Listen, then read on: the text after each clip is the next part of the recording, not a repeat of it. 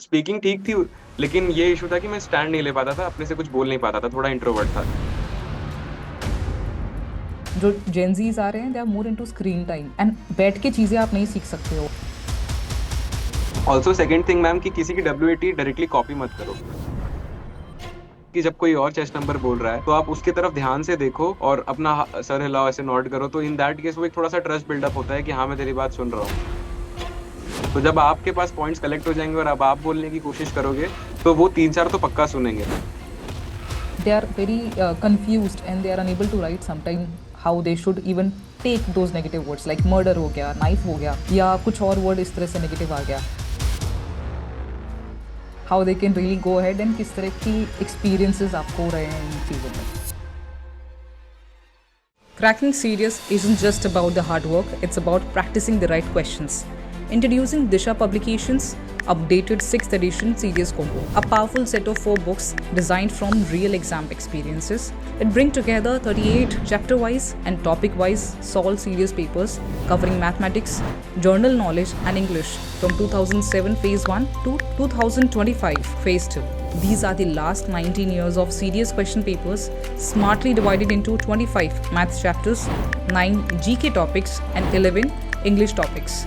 So your preparation stays structured and focused. With 4200 to 4500 plus milestone MCQs, this combo will help you to truly understand the exam pattern, difficulty level, and question trends, exactly what serious demand. What makes these books stand out is the originality of questions and error-free detailed solutions.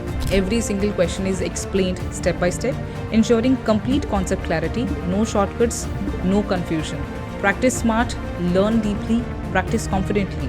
And the link of the Disha publication series combo is going to be there because success begins with the right preparation.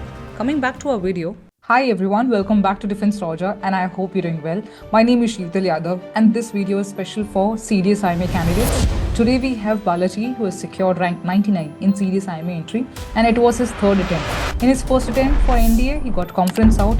Then second attempt for TES entry, he got screened out. And finally, while pursuing his graduation, he gave an attempt and he got the recommendation.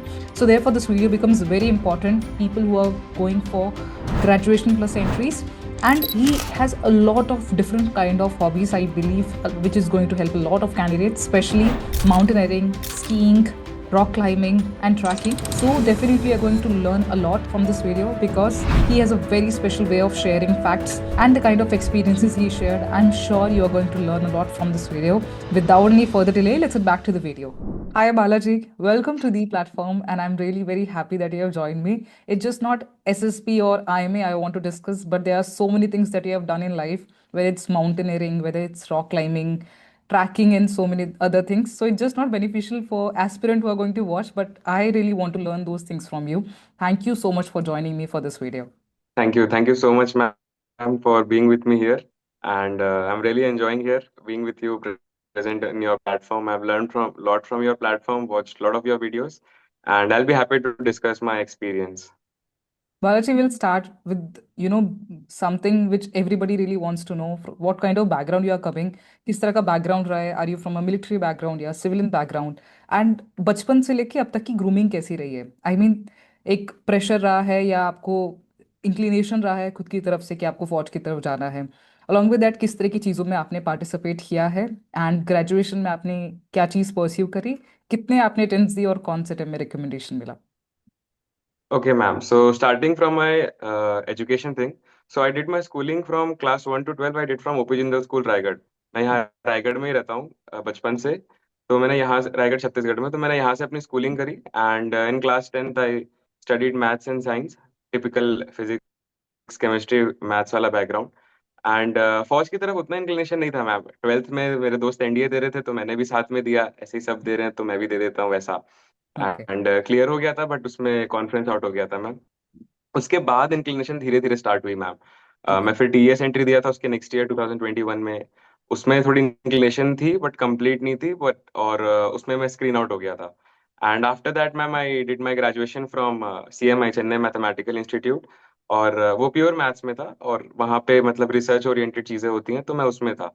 But जब उसमें था और थोड़ा सा चीजें pure maths की तरफ हो रही थी, फिजिक्स की तरफ हो रही थी, तो आई लाइक दैट, मेरे को अच्छा लगता था। But at the same time वहाँ पे वो भी था ना कि बहुत मोनोटोनस हो रही थी सारी चीजें। हम्म। सो मैंने एडवेंचर कोर्स वगैरह किए, माउंटेनियरिंग, स्कीइंग वगैरह किया, तो उन सब चीज़ों से मैं फिर श्योर हो गया कि नहीं यार, ये इन चीज़ों में ज़्यादा मज़ा आ रहा है, एंड आई थिंक फौज में इन सब की अपॉर्चुनिटी बहुत ज़्यादा होगी। सो दैट्स हाउ आई डिसाइडेड कि कम्प्लीटली चेंज करना है, रिसर्च मैथ्स की तरफ से छोड़ के इस तरफ जाना है। सो फिर मैंने 2025 में थर्ड अटेम्प्ट दिया था अपना। In India I was conference out, in 2020, in 2021 in TES I was screen out, और 2025 में मैंने मैम अपना थर्ड अटेम्प्ट दिया था, उसमें I got recommended in CDS. Okay. Basically आपने जब ग्रेजुएशन करते करते जो अटेम्प्ट दिया, after Indian TES attempt, so जो ग्रेजुएशन अटेम्प्ट में आपको रिकमेंडेशन मिला, I really want to know कि किस तरह के चेंजेस आपने लेके आए। बट ग्रेजुएशन के टाइम पे आपने बहुत सारी चीज़ें करी, जैसे आपने कहा mountaineering course and rock climbing and trekking and such other things. तो मेरे को ऐसा लगता है कि इस चीज़ के रिगार्डिंग अवेयरनेस बहुत कम है, बट बहुत सारे ऐसे लोग हैं जो इन चीज़ों को परस्यू करना चाहते हैं। So Balaji, any suggestion people like me who want to do such things, how they can really go ahead, and किस तरह की एक्सपीरियंसेस आपको हो रहे हैं इन चीज़ों में? अब फर्स्ट ऑफ ऑल ये बहुत अच्छी चीजें एक्सप्लोर करने को, और वेनेवर हम इन जगहों पे जाते हैं, वेनेवर वी गो, दुनिया से थोड़ा सा कट के बहुत पीसफुल सा लगता है, कभी भी माउंटेन्स पे या स्कीइंग पे या रॉक क्लाइंबिंग करने के लिए कहीं भी जा रहे हैं। So right. बहुत अच्छी चीजें करनी चाहिए। And to start with it, there are certain schools of mountaineering in India, generally शायद 4 to 6 है। First best school is NIM, Nehru institute of mountaineering, okay. And second is HMI, Himalayan mountaineering institute. NIM is in Uttarkashi, Uttarakhand, and HMI is in Darjeeling and Allied.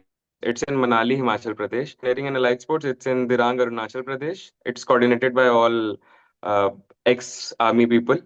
और एक दो और है ma'am, उनके नाम, हाँ, एक JIM है ma'am, Jawahar institute of mountaineering, वो पहलगाम में, और एक IISM है, Indian institute of skiing and mountaineering, Kashmir में। तो ये मैंने ऑलमोस्ट सारे माउंटेनियरिंग इंस्टीट्यूट्स के नाम दे दिए हैं। आप इनको गूगल कर सकते हैं अच्छे से, उनके कोर्सेज और ट्रेनिंग शेड्यूल्स वहाँ पे होते हैं, और बिफोर हैंड आप रजिस्ट्रेशन कर सकते हैं। मैंने मैम अपनी mountaineering course, basic mountaineering course जो 26 डेज की होती है, वो मैंने की थी 2023 जुलाई में। समर्स के टाइम पे होता है 3 batch, May June July, and winters के टाइम पे 1 या 2 बैच होता है। तो मैंने वहां से जुलाई में की थी, एंड मैं वहाँ पे बेस्ट रोप भी था। So basically in mountaineering world what happens know, कि हम ग्रुप को रोप्स बोलते हैं। तो ओके। वहाँ पे 13 रोप्स थे, और वेरियस टाइप्स ऑफ कॉम्पिटिशन्स होते हैं by the end of the course, और थ्रू आउट द कोर्स जो जैसा सीखा है, सो उन बेसिस पे जज करके वो स्कोर्स देते हैं। एंड हमारा जो रोप था वो बेस्ट रोप था, और वो सर्टिफिकेट पे भी लिखा होता है।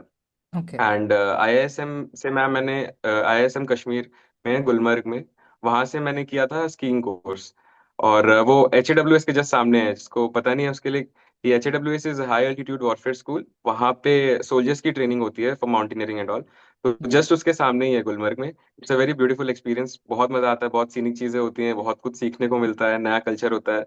सो कश्मीर का एक्सपीरियंस बहुत अलग था और बहुत मस्त था। ओके। एंड ये मैंने 2023 दिसंबर में किया था। And third is ma'am Nehru institute of mountaineering, Uttarkashi से मैंने रॉक क्लाइंबिंग कोर्स किया था 2024 जुलाई में। तो उत्तरकाशी में वो भी बहुत ब्यूटीफुल है। एंड वहाँ पे रॉक क्लाइंबिंग था, इंडोर एंड आउटडोर दोनों था। So that's how I really enjoyed all this things. As long as I know, आपने स्कीइंग भी किया है, सो यस उसका मैम, वही एक्सपीरियंस कश्मीर में कैसा रहा? स्कीइंग कोर्स किया। या। हाँ यस मैम, कश्मीर में स्कीइंग कोर्स किया था। सो वो बहुत अच्छा था, क्योंकि ऐसा होता था कि हम सुबह उठते थे, एंड विंडो वगैरह में देखते थे खिड़की से, तो वहां पे HAWS के जो सोल्जर्स होते थे वो सुबह अपनी इवेंट्स वगैरह के लिए ट्रेन कर रहे होते थे, 5-6 बजे, 6-7 बजे से, फर्स्ट लाइट के बाद से ही। तो वो मोटिवेटिंग भी लगता था, क्योंकि मैं धीरे धीरे इनकलकेट भी कर रहा था कि मुझे फौज की तरफ जाना है। और फिर हम उसी स्नो पे 7 बजे के बाद से फिर हम भी ट्रेनिंग करते थे, ब्रेकफास्ट वगैरह करने के बाद। एंड स्कीइंग तो अपने आप में एक बहुत मस्त स्पोर्ट्स है मैम, क्योंकि बहुत ज्यादा स्ट्रेंथ स्टेमिना की जरूरत नहीं होती, लाइक कोई भी सिविलियन भी कर सकता है आसानी से जाके। एंड माउंटेनियरिंग में क्या होता है ना, कि इफ यू आर गोइंग, सो थोड़ा सा प्रिपेयर करके जाओ, क्योंकि ट्रैकिंग वगैरह थोड़ा सा स्टेमिना वगैरह डिमांड करता है, राइट। और वेट कैरी करके चलना होता है। बट स्कीइंग में ऐसा नहीं है, it's considered more as a leisure activity. तो वो बहुत फन है मैम, और बहुत सीनिक और बहुत ब्यूटीफुल भी होता है स्नो के बीच में रहना। सो वो बहुत मजा आया मुझे। Okay. Balaji, will talk about right now CDS IMA का जो रिटन एग्जाम है, सीडीएस जो कंडक्ट करता है, एंड आईएमए के रिगार्डिंग जितना एवरी टर्म जितने भी कैंडिडेट से मेरी बात होती है, तो कहीं ना कहीं रिकमेंडेशन रेट बढ़ता जा रहा है। तो सम वे और दी अदर रिटन मार्क्स काफ़ी इंपॉर्टेंस रखते हैं। आपने रिटन एग्जाम के रिगार्डिंग कैसे प्रिपेयर किया? Because after NDA there was a gap of couple of years, and then आपने जो सीडीएस का अटेम्प्ट दिया, one attempt you could not clear, but in second attempt you not only clear the written exam, but आपने recommendation भी ले लिया उसमें and you got merit in. So how did you strategise your written exam preparation and किस तरह की चीज़ों को आपने प्रायोरिटाइज किया एंड आपका टारगेट स्कोर क्या था? मैम मैंने बिफोर हैंड एग्जाम के पहले, जैसे कि एक अटेम्प्ट तो मैं फेल हो गया था, तो उसके बाद बहुत सीरियस था, और एग्जाम के 6 महीने पहले से ही लगभग लगभग शुरू कर दिया था. And my strategy was like कि मैथ्स, मेरा मैथ्स ठीक था, so there I get 70+, and in English I get 50+, क्योंकि 50+ उतना मुश्किल नहीं होता, इंग्लिश में रीजनेबल होता है. एंड इसमें जीके में मैम मेरा मेन इशू था सेक्शनल कट ऑफ का, जो मेरा फर्स्ट अटेम्प्ट में क्लियर नहीं हुआ था. ओवरऑल कट ऑफ तो मैम फर्स्ट अटेम्प्ट में भी क्लियर हो रहा था, बट जीके का सेक्शनल कट ऑफ क्लियर नहीं हुआ था फर्स्ट अटेम्प्ट में. सो फिर मैंने मेन फोकस अपना जीके में डाला था, क्योंकि मैथ्स में 70+ के आसपास आ जाता था मेरे मार्क्स में, एंड इंग्लिश में भी 50 के अराउंड आ ही जाता था मार्क्स में. तो मैंने जीके के लिए पूरा एफर्ट डाला और कोशिश किया कि इसमें 25 to 30 लाना है. And coming to the content ma'am, तो मैंने सीडीएस जर्नी का होता है, वहां से ऑनलाइन था. तो हम दोस्तों ने मिलके लिया था, जैसे कि अगर आप खुद से लोगे तो शायद एक्सपेंसिव हो ज्यादा, बट 2-3 लोग मिलके तो ले ही सकते हैं, उसमें कोई इशू नहीं है. और वो उतना ज्यादा होता भी नहीं है, 5 to 6 thousand का होता है. तो हमने मिलके ले लिया था 2-3 बंदों ने, और उसमें अच्छे से पढ़ाई करी. तो मैंने मेनली ज्योग्राफी पे फोकस करा था, साइंस पे फोकस करा था, और करंट अफेयर्स पे फोकस करा था. करंट अफेयर्स जो था, वो एक एक महीने की बहुत सारी वीडियोस हो जाती हैं, एक एक 1.5-1.5 घंटे की. तो मैं वो सारी तो नहीं करता था, बट लास्ट लास्ट में ना 5-6 वीडियोस आती थी टोटल. या तो इनसाइड एसएसबी, जो कि स्टैंडर्ड सब जानते हैं, इनसाइड एसएसबी की करंट अफेयर्स, या फिर सीडीएस जनरल की करंट अफेयर्स जो लास्ट लास्ट में आती है. तो ओके. उनका अच्छे से शॉर्ट नोट्स बना लिया. शॉर्ट नोट्स एज इन की एक एक लाइन, एक एक फैक्ट एक एक लाइन में लिख के अच्छे से 10-12 पेज का बना लिया, और उन वीडियोस को बार बार देखता था. तो एटलीस्ट अगर आप 5 बार नहीं देखोगे तो बिल्कुल याद नहीं आएगा. 5 बार देखने के बाद यू विल फील लाइक कि हाँ, इस ऑप्शन में से कुछ आ रहा है, कि एबीसीडी में से कोई ऑप्शन होना चाहिए. तो एटलीस्ट 7 to 8 टाइम्स तो उसको देखना पड़ता है और रिवाइज करना पड़ता है, तब थोड़ा थोड़ा आंसर आने लगता है. और science is completely in your hands. Physics chemistry biology जो है 9th-10th की आती है, थोड़ी बहुत 11th-12th की आती है, वो अगर आप सीडीएस जर्नी की वन शॉट होती है वो आप देख लोगे तो वो भी कवर हो जाएगी. सो साइंस कम्प्लीटली आपके हाथ में है, वो आप स्कोर कर सकते हो, और वो बहुत स्कोरिंग भी है. At the same time geography जो है, वो भी स्कोरिंग है, but not as good as science. तो साइंस तो बिल्कुल स्किप नहीं करना है. तो राइट. ज्योग्राफी मैंने वही सीडीएस जर्नी से सारे लेक्चर्स कंप्लीट कर लिए थे अच्छे से, पूरा का पूरा देखा था नोट्स बना के, और उनको मल्टीपल रिविजन्स किया था. एंड जस्ट आफ्टर दैट, इसमें बहुत ज्यादा टाइम नहीं, अराउंड इसमें 50% टाइम मेरा गया. एग्जाम के 2 महीने पहले ये चीजें हो गई थी.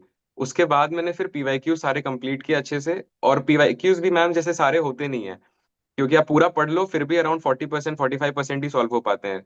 50% मैक्स, बचे 50% होते नहीं है. सो ऑब्जर्व द कंटेंट, वो बचे 50% कहाँ से आ रहे हैं, जिन टॉपिक से आ रहे हैं उन टॉपिक्स को फिर से जाके अच्छे से पढ़ने की कोशिश करो, और उनको अपने नोट्स में ऐड कर लो, मे बी वो रिपीट हो जाए. And right. ऑल्सो सिर्फ सीडीएस तक स्टिक नहीं रहना है मैम. जैसे मैंने रिवर्स पढ़ाई करी, तो इतना था कि रिवर्स का कुछ भी आएगा तो मुझे अच्छे से हैंडल करना है उसे. सो गूगल पे जाके फिर रिवर्स के प्रीवियस ईयर क्वेश्चंस देखो, सीएससी के भी बना सकते हो, सीएपीएफ के भी कर सकते हो, राइट. सीडीएस के भी, एनडीए के भी, मतलब सारे पॉसिबल एग्जाम्स के आपने रिवर्स अच्छे से कर लिए. सो इतना श्योर हो गया कि अगर रिवर्स का एग्जाम क्वेश्चन में आया तो 75% चांस है कि वो हो जाएगा. सेम गोज विद ग्लेशियर, आजकल ग्लेशियर वगैरह थोड़ा पूछ रहे हैं. सो मैंने इस तरह से करा था कि जो जो टॉपिक्स मैंने पढ़ लिए उन टॉपिक्स को मैं गूगल पे जाके लिखता था, after my notes my revision and CDS previous year. इसके बाद फिर मैं एक्स्ट्रा सारे प्रीवियस ईयर क्वेश्चन जितने भी मिलते थे गूगल पे, अलग अलग वेबसाइट्स पे, वो सारे करता था. इकोनॉमिक्स भी अच्छे से करा, बट इकोनॉमिक्स बहुत प्रॉमिसिंग नहीं लगा मुझे. लाइक आप पूरा पढ़ के जाओ, सब कुछ करके जाओ, बट कोई गारंटी नहीं है कि पूरा बनेगा. बट हाँ, इतना है कि अगर 10 क्वेश्चन आ रहे हैं और पूरा का पूरा ढंग से पढ़ा है तो 4 to 5 तो बनेगा. सो ये करा था. और पॉलिटी और हिस्ट्री छोड़ दी थी मैम मैंने. हाँ, ऑल्सो एक चीज मैंने ऑब्जर्व करी थी कि be prepared for new pattern. जैसे कि 2024 सीडीएस 1 में पैटर्न चेंज हुआ था, उसके पहले 2023 तक ऐसा होता था कि साइंस अच्छी खासी आती थी, तो सेक्शनल कट ऑफ तो बंदों के सिर्फ साइंस से ही क्लियर हो जाते थे. और राइट. थोड़ा बहुत जीके, ये वन शॉट वगैरह देख लिया करंट अफेयर्स का 7-8 बार, लास्ट लास्ट वाले, तो वहां से भी 3-4 नंबर 5 नंबर आ गए, और साइंस से ही 20 नंबर आ जाते थे, 20-25 नंबर. तो साइंस से ही चीजें क्लियर हो जाती थी. बट 2024 सीडीएस 1 थोड़ा सा हेक्टिक हो गया था. उसमें साइंस के क्वेश्चंस ही नहीं आए, और जो आए वो भी थोड़े हार्ड थे. तो ओके. उसमें ऐसा था कि अगर कोई सिर्फ साइंस के भरोसे गया है, तो पहले साइंस से उसके 20 नंबर आ जाते थे, बट उस पेपर में हार्डली 5 नंबर आएंगे. तो वहां पे वो एक चीज थी जो थोड़ा सा झटका लगा सबको. एंड 2024 सीडीएस 2 में भी साइंस आया, but not as good as जो 2023 तक आता था. तो इसलिए बी प्रिपेयर्ड, और एक चीज पे कंप्लीटली रिलाई मत करो. ऐसा रिलाई करो कि हाँ, जो सब पढ़ के जा रहे हैं एटलीस्ट उतना तो पढ़ के जाना ही है. साइंस सब पढ़ के जा रहे हैं, उतना पढ़ के जाना है. बट इन केस साइंस ऊपर नीचे हो गई, तो ज्योग्राफी इकोनॉमिक्स और करंट अफेयर्स संभाल लेगी ऐसा। तो ज्यादा चीजें छोड़नी नहीं है, थोड़ी चीजें कवर भी करनी है। आई हर्ड कि पॉलिटी अच्छा होता है, स्कोरिंग होता है, बट मैंने प्रिपरेशन नहीं करी थी उसकी। ओके, मैं यहाँ पे एक सजेशन देना चाहूंगी, सिंस रिटन काफ़ी इंपॉर्टेंस रखता है, चाहे वो ओटीए हो, चाहे वो आईएमए हो, आईएनए हो, एफए हो। Please go through previous year paper, and उससे एक आइडिया लगता है कि किस किस एरिया की तरफ वो टारगेट करते हैं, एंड जस्ट ऑप्शन करेक्ट वाले की तरफ ना जाके जो नहीं करेक्ट हैं उनके टॉपिक्स को भी आप हाईलाइट करो, बिकॉज देर आर चांसेस कि वो उन टॉपिक्स में से भी पूछ सकते हैं। CDS have also a way kind like, वो थोड़ा सा ट्विस्ट एंड टर्न करके क्वेश्चंस पूछते हैं, like only if and above from all the above options कौन सा करेक्ट हो सकता है, या इस तरह के कुछ कुछ माइन्यूट चेंजेस करते हैं, तो एग्जैक्टली पेपर में पैटर्न कैसे पूछा जा रहा है, मैच द फॉलोइंग वे में पूछा जा रहा है, तो थोड़ा सा पेपर का भी अंदाजा हो कि क्या डिमांड कर रहा है। And when it comes to geography, I suggest कि आप मैप के साथ करें, बिकॉज मैप से एक इमेजिनेशन क्रिएट हो जाता है कि कैसे कैसे चीज़ें जा रहे हैं, चाहे वो क्रोनोलॉजी हो, चाहे वो कैसे हो। If they are going to ask, you have that mapping in your head, and you will be easily be able to do that. So that is going to be my suggestion कि पहली शुरुआत ही आप PYQ से करें। उससे बहुत हद तक अंदाजा लग जाता है कि आप अपनी स्ट्रेंथ और वीकनेसेस को कैसे परस्यू करने वाले हैं।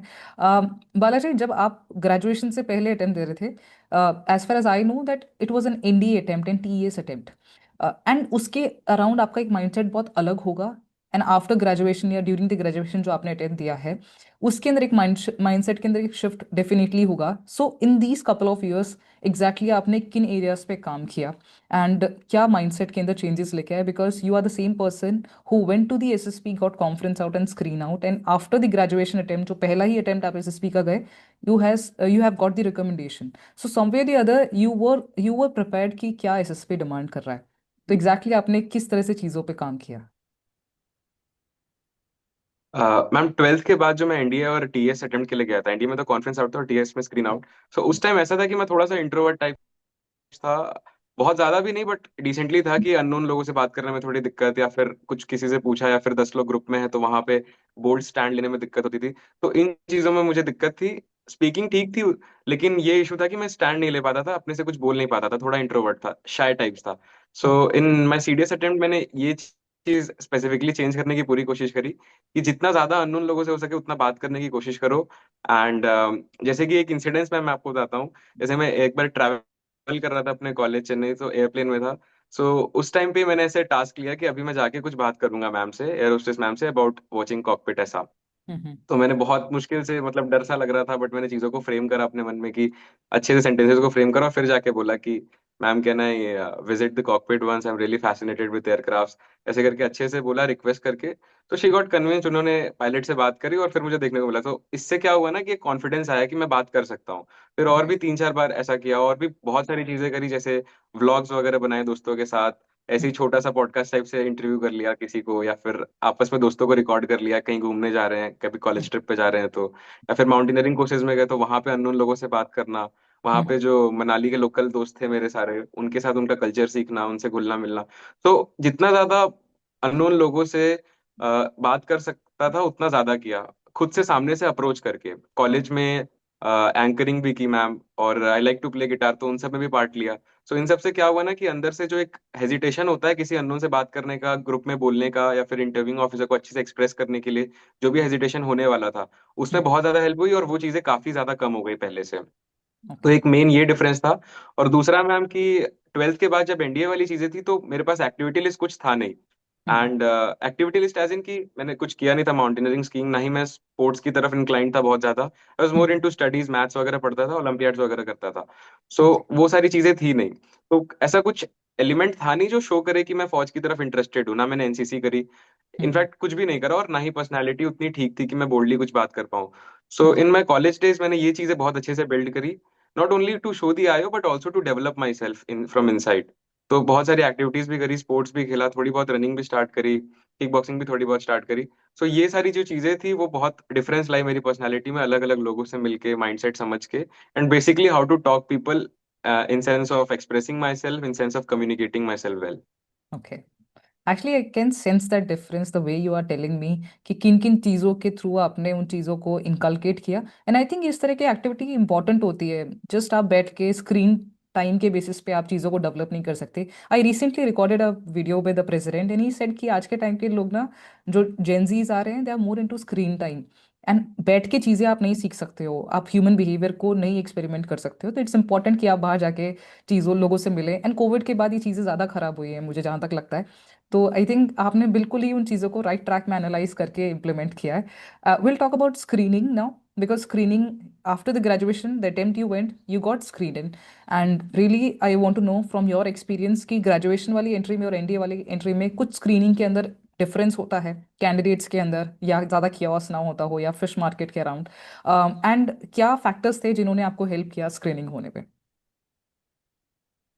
मैम मेन डिफरेंस जो मैंने ऑब्जर्व किया वो तो ये था कि सीडीएस में केओस रिलेटिवली ज्यादा था। एनडीए के टाइम पे बच्चे थोड़े ज्यादा अंडरस्टैंडिंग थे। ओके। और एनडीए के टाइम में I was a fresher also ना, तो फ्रेशर में थोड़ा सा कम केओस रहता है। बट सीडीएस में तो मैं रिपीटर भी हो गया था, तो उस केस में थोड़ा सा केओस ज्यादा था। And coming how to prepare for it, तो जो चीजें आपके हाथ में है उसको तो ढंग से कर लो अच्छे से। जैसे ओआईआर कंप्लीटली आपके हाथ में है, तो राइट। उसको अच्छे से प्रिपेयर कर लो अच्छे से। It won't take long. Daily 1 से 2 घंटे करोगे तो विद इन 10 to 15 डेज बहुत अच्छा ओआईआर हो जाता है, 10 से 12 दिन में। तो वो अच्छे से प्रिपेयर कर लो। नाउ स्टोरी जो है वो बस एक अच्छा सा रैशनल लिखो ऑन द मोमेंट, जो होता है ना कि what led to the situation, what is going on and what is the final outcome. तो जो गोइंग ऑन वाला जो चीज है स्टोरी उसके आसपास ज्यादा हो, और उसमें माइक्रो एक्शंस अच्छे से ऐड करो। सो उसमें क्या होगा ना, आपके पास कंटेंट बोलने के लिए बहुत ज्यादा होंगे होंगे तो माइक्रो एक्शंस अच्छे से ऐड करो। And your narration should be very good. Narration को आप बिफोर हैंड अच्छे से प्रैक्टिस करके जाओ। हाँ, अगर फर्स्ट टाइम नरेट करोगे ना तो थोड़ा सा चीजें हार्ड होंगी। हो सकता है इतने सारे लोग को देख के, ऑफिसर्स को देख के थोड़ा सा हेजिटेशन हो। लेकिन अगर आप पहले से 8 से 10 स्टोरीज का नरेशन प्रैक्टिस करके जाओ तो राइट। वो हेजिटेशन भी कम हो जाएगा। And eight the same time आपको टाइम का भी अच्छे से आइडिया लग जाएगा। जैसे कि हम बात कर रहे हैं तो मैम अच्छे से समझ में नहीं आता कि 1 मिनट होता कितना है। तो जब मैं बोलूंगा तो कहाँ स्टॉप होना है कहाँ नहीं होना है, क्योंकि इंटरव्यूइंग ऑफिसर जो होता है उन्होंने तो ब्रीफिंग दे दी है कि 1 मिनट तक बोलना है और अपना स्टोरी शॉर्ट एंड क्रिस्पी रखना है। But right. 1 मिनट कब खत्म होगा नहीं होगा इस चीज का आइडिया कम होता है। लेकिन राइट। अगर इसको बिफोर हैंड प्रिपेयर करके जाएंगे तो एक रफ आइडिया लग जाएगा कि स्टोरी को 55 सेकेंड, 1 मिनट, 65 सेकेंड, 70 सेकेंड्स के अराउंड स्टोरी को कैसे खत्म करना है स्मूथनेस के साथ, बिना फंबल किए। और बिफोर हैंड प्रिपेयर कर लेंगे तो टाइम का भी आइडिया लग जाएगा।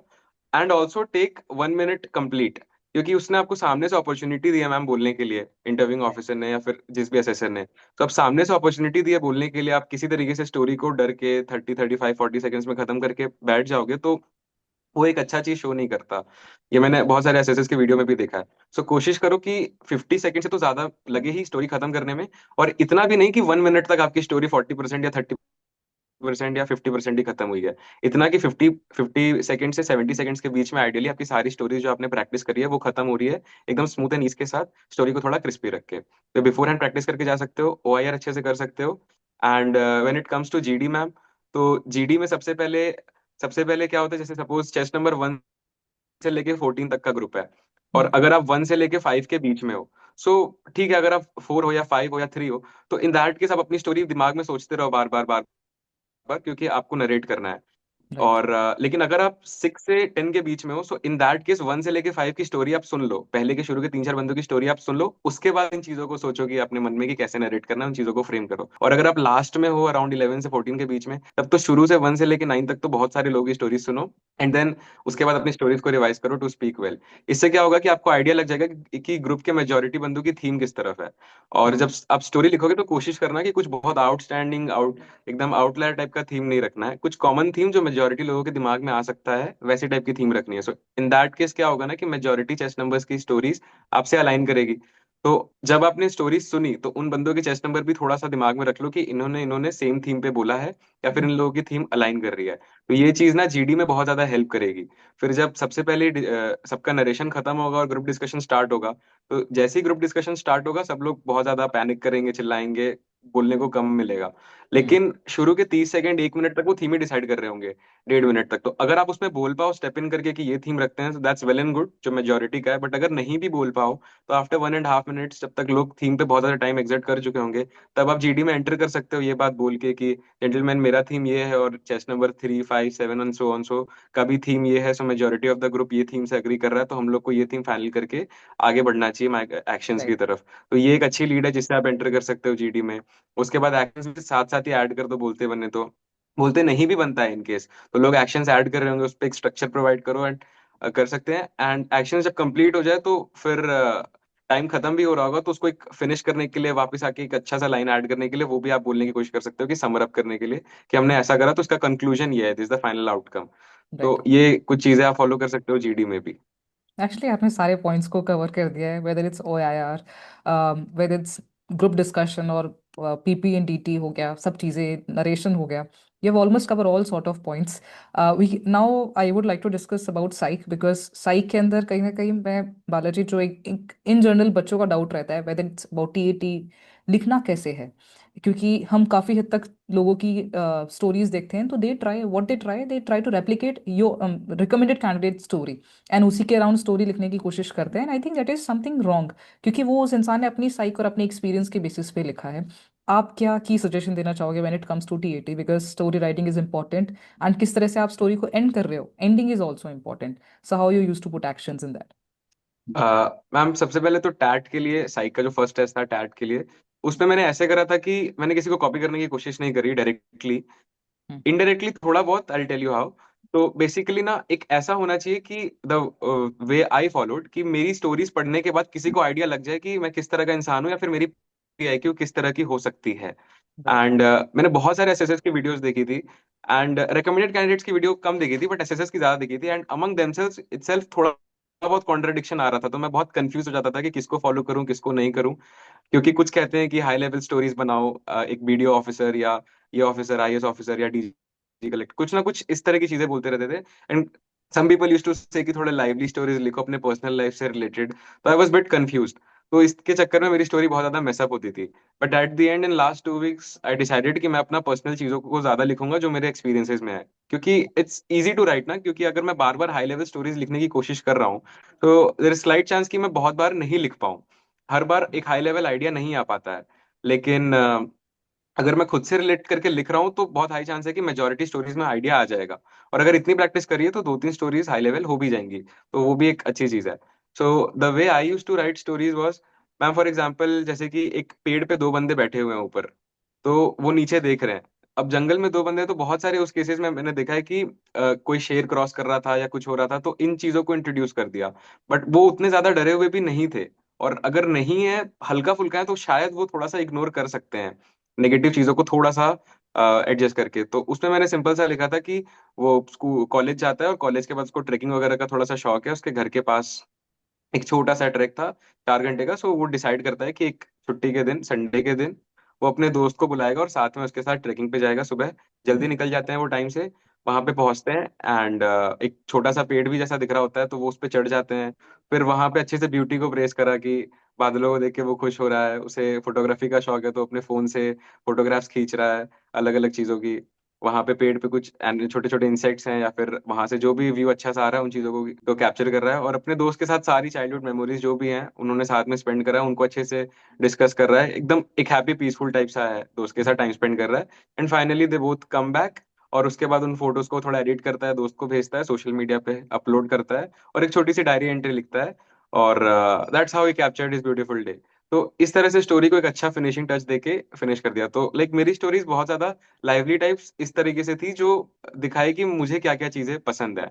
और हाई लेवल स्टोरीज जहाँ पे आ जाए, जहाँ पे कोई इवेंट ऑर्गेनाइज करने को दिख रहा है या कुछ दिख रहा है, वहां पे खूब सारे माइक्रो एक्शंस बीच में ऐड करे थे। एंड ऑल्सो मैम एक बहुत बड़ा मिस्टेक मैं करता था इनिशियली, वो ये था कि कोई स्टोरी दिखा रहे हैं, कोई पिक्चर दिखा रहे हैं, तो मैं फाइनल आउटकम पे बहुत ज्यादा लिख देता था, और या फिर इनिशियल पे ज्यादा लिख देता था, जो एग्जैक्टली चल रहा था वो कम लिखता था। तो ये एक इशू होता है, क्योंकि हमें कहा जाता है what led to the situation, what is going on and what is the final outcome.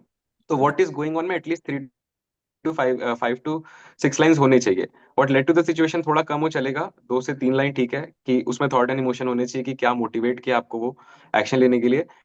And finally what is the final outcome में भी 2 से 3 लाइन होने चाहिए, ऐसा कुछ क्रिस्पी सा देके आप एंड कर सकते हो एटलीस्ट 3 to 4 स्टोरीज में। एंड कुछ मिस्टेक्स होते हैं मैम जो टैट में अवॉइड करने चाहिए, जैसे कि अगर कहीं ब्लड है या फिर हाइट है या फिर कोई दिख रहा है कुछ लेके जाते हुए। जैसे एक पिक्चर है मैम, रोड जैसा कुछ है, 2 बंदे जा रहे हैं और वहां पे कुछ पैलेस जैसा है, और वहां से 2 बंदे रस्सी से नीचे आ रहे हैं। तो वहां पे बहुत सारे लोग ऐसा लिखते हैं कि वो रॉबेरी कर रहे हैं और ये जो दोस्त हैं वो उन्हें बचा रहे हैं, मतलब राइट। रॉबेरी करते हुए रोक रहे हैं। तो इन चीजों को अवॉइड करना है कभी भी, fear of blood, fear of height या फिर ऐसे रॉबेरी, जब तक क्लियर कट नहीं दिख रहा है कि कोई किसी को बीट बीट कर रहा है या फिर कोई नेगेटिव स्टिमुलस क्लियर कट तुम्हें नहीं बोल रहे हैं, तब तक उन चीजों को अवॉइड करना है और जितना उसे पॉजिटिव वे में लेके जा सके उतना पॉजिटिव वे में जाके लिखना है। ओके। ऑल्सो मैम, जब आप कुछ अच्छा काम करो, कोई करेजियस एक्ट करो या कुछ करो, तो उसमें अपने आप पे रिवॉर्ड बहुत ज्यादा नहीं लेना है, क्योंकि रिवॉर्ड सीकिंग अगर आप लिखोगे तो वो एक अच्छा इम्पैक्ट नहीं डालता है। आउट ऑफ 11 स्टोरीज एक आध स्टोरी में आपने लिख ली तो दैट्स ओके, बट सब में नहीं। ऑल्सो एक और चीज थी कि अपनी स्टोरीज को मैं ऐसा करता था कि बहुत ज्यादा डाइवर्स रखने की कोशिश करता था। फॉर एग्जाम्पल, मैंने ब्लैंक स्टोरी के लिए ऐसे प्रिपेयर करा कि मैं माउंटेनियरिंग वाली एक स्टोरी अच्छे से लिखूंगा जो मैंने प्रिपेयर करी थी। बट अगर वो माउंटेनियरिंग वाली स्टोरी आउट ऑफ 11 पिक्चर्स में एक या दो पिक्चर में आ गई, तो उसको मैं ब्लैंक स्टोरी में भी लिखूंगा तो बहुत रिपीटेटिव लगेगा। तो मैंने एक पर्सनल स्टोरी प्रिपेयर करी थी कि मुझे डिफेंस पसंद है and how I got selected, जो भी, और पेरेंट्स का आशीर्वाद वगैरह लेके एक पर्सनल सेगमेंट देके। तो मैंने वो प्रिपेयर करा था और माउंटेनियरिंग वाला प्रिपेयर करा था। सो इन केस अगर माउंटेनियरिंग वाली चीजें नहीं आती आउट ऑफ 11 स्टोरीज, तो मैं उसको पुट फॉरवर्ड करता अपनी ब्लैंक स्टोरी में, बिकॉज मैं चाहता हूँ कि साइक को वो एस्पेक्ट भी मेरा पता चले। बट वो स्टोरीज ऑलरेडी माउंटेनियरिंग वाली 2 से 3 आ चुकी थी आउट ऑफ 11 स्टोरीज, तो मैंने फिर वो पर्सनल वाली लिखी थी। सो माई सजेशन इज कि टैट को जितना डाइवर्स हो सके उतना रखना है। लाइक 11 स्टोरीज आती है मैम, तो उसमें अराउंड 7 to 8 स्टोरीज होती हैं एक तरह की, जिसमें आइदर आप अकेले हो 2 से 4 पिक्चर्स में, और 4 से 5 पिक्चर्स में कुछ लोगों के साथ हो। एंड 3 पिक्चर्स आती हैं जो थोड़ा सा करेज टेस्ट करती हैं, करेज या फिर बहुत ज्यादा एक्शन वाली होती है, कुछ एक्सीडेंट हो गया या फिर करेज टेस्ट करना है। तो अगर जिसमें आप अकेले हो उसमें आप हाई लेवल थोड़ा सोच सकते हो कि क्या आप अकेले में थॉट्स कॉन्टेम्पलेट करते हो, या फिर दोस्तों के साथ कुछ एक दो दोस्तों के साथ डिस्कस कर रहे हो तो। और कुछ पिक्चर्स में अगर आपको कुछ सोशल जैसा कुछ दिख रहा है, तो उसमें ही वांट्स टू सी मोर कि आप बाकी लोगों के साथ कैसे एक्ट करते हो, उनके बारे में कितना सोचते हो, नहीं सोचते हो। तो वो चीजों को दिखाना है अपना, बेसिकली वो एलक्यूज के एस्पेक्ट में बोलूँ तो फैक्टर 2 and 3 मोर। और अगर आप अकेले हो, क्या थॉट्स कॉन्टेम्पलेट कर रहे हो, क्या प्रिपेयर कर रहे हो, कुछ पढ़ रहे हो, तो वो basically they are testing more factor 1। और अगर आप जैसे कि कुछ करेजियस एक्टिविटी डिमांड कर रही है पिक्चर, किसी कोई डूब रहा है उसे बचाना है या फिर ऐसा कुछ, तो उसमें वो फैक्टर 4 टेस्ट कर रहे हैं। तो डिमांड ऑफ द पिक्चर अगर क्लियर होगी तो हम उन चीजों को पुट फॉरवर्ड करके साइक को थोड़ा सा ईज दे सकते हैं मार्क्स देने के लिए हमें। और राइट। इसमें मैं एक मिस्टेक करता था जब हाई लेवल लिखने की कोशिश करता था, तो सारी पिक्चर्स में मैं फैक्टर 1 ही शो कर रहा था बार बार, प्लानिंग एंड ऑर्गेनाइजिंग कुछ ना कुछ। तो वो एक डाइवर्सिटी नहीं होती मैम साइक में, तो डाइवर्सिटी को फॉलो करना चाहिए, and that's what I did in last 2 weeks. Actually, you're so good at explaining and observing. So thank you so much for, even preparing this much for the people who are preparing. क्योंकि Balaji, I was not expecting कि आप इतना सब चीज़ें, factors को इतना detail में आप ऑब्जर्व करते हैं, एंड मोर ओवर आप उन चीज़ों को डिस्कस कर पा रहे हैं अभी। सेम आई रियली वांट कि हम आगे वाला जितना भी डिस्कशन है इस तरह से डिस्कस करें, whether it's W80। Since W80 word association test बहुत टाइम लिमिटेशन के साथ करना पड़ता है, 30 seconds is the time, and कहीं ना कहीं पॉजिटिव नेगेटिव न्यूट्रल वर्ड्स आते हैं, तो बच्चा या कोई भी कैंडिडेट जो उसको परफॉर्म कर रहा होता है उस टाइम पे, because of the restriction of time, they are very confused and they are unable to write sometime how they should even take those negative words, like murder हो गया, नाइफ हो गया, या कुछ और वर्ड इस तरह से नेगेटिव आ गया। So I want to know from your suggestion कि आप W80 के अराउंड क्या सजेशन देना चाहेंगे। मैम, W80 सबसे पहले हर सेंटेंस को हर वर्ड पे हमें 15 सेकंड में सेंटेंस बनाना है, 60 कंजिक्यूटिव वर्ड्स। तो आफ्टर 8 to 10 वर्ड्स वो एक मेंटल स्टेमिना बहुत ज्यादा टेस्ट होता है और बहुत प्रेशर वाला सीन हो जाता है। तो वो एक है कि फिर वो हम एकदम वो हो जाते हैं कि कुछ नेगेटिव वर्ड आया तो हम कुछ नेगेटिव लिख दें। बट इन चीजों को हम ऐसे अवॉइड कर सकते हैं कि बिफोर हैंड हम बहुत ज्यादा प्रैक्टिस करें, कि मैंने ऑब्जर्व करा है कि W80 के 3-4 सेट अगर कोई अच्छे से कर ले, 4 सेट, तो फिफ्थ सेट से वो खुद ऑब्जर्व करेगा अपने आप में कि फिफ्थ सेट से फर्स्ट 4 सेट्स की चीजें रिपीट होने लग जा रही है out of almost same ideology की। तो अगर आप अच्छे से प्रिपेयर करके जाओ W80, तो वो काफी ज्यादा रिपीटेटिव इन नेचर है। हम्म। ऑल्सो सेकंड थिंग मैम, कि किसी की W80 डायरेक्टली कॉपी मत करो, क्योंकि ऑब्जर्वेशन वाली चीजें हम कॉपी कर सकते हैं, कोई फैक्ट वाली चीजें कॉपी कर सकते हैं, बट कुछ चीजों में थोड़ा सा पर्सनल एंगल भी होता है।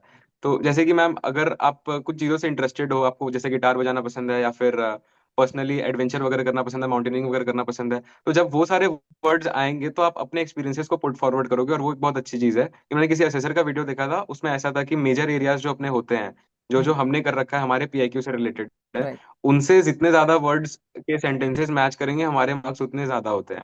Also ma'am, coming to the negative word, जैसे कि आपने मर्डर बोला, तो मर्डर को एग्जैक्टली मर्डर जैसे लेना भी जरूरी नहीं है। नहीं मतलब है। इसमें थोड़ा सा आप चला के दिखा सकते हो कि जैसे मैंने न्यूट्रलाइज उसको, मर्डर को मैं न्यूट्रलाइज कंसिडर करूंगा, और एक आर्मी सोल्जर जो है टेररिस्ट या थ्रेट को न्यूट्रलाइज करता है, तो एक उस तरह से सेंटेंस हम बना सकते हैं कि soldier neutralises the threat on orders, ऐसा कुछ।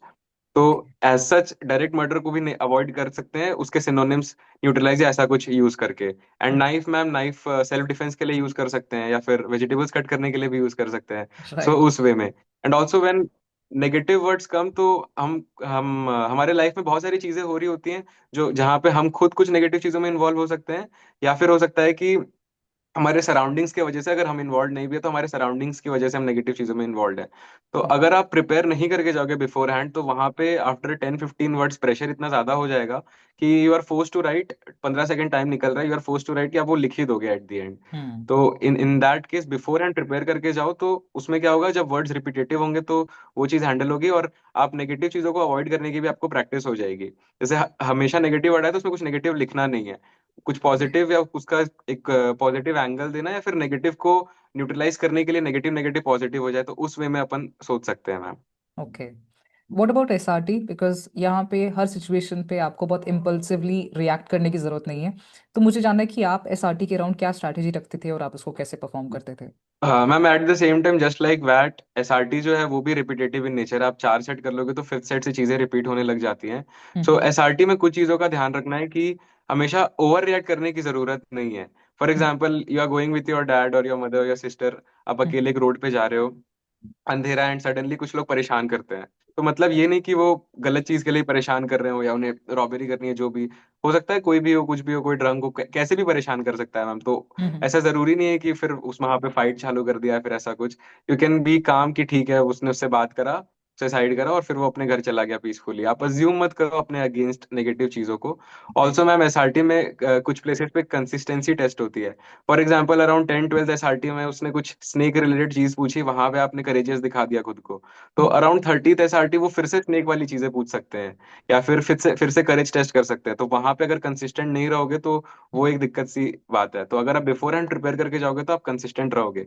Also right. कई बार मैम डिलेमा जैसा आता है कि इस केस में शायद मैं ये चीज करूंगा बट ये चीज करना चाहिए, समझ में नहीं आता।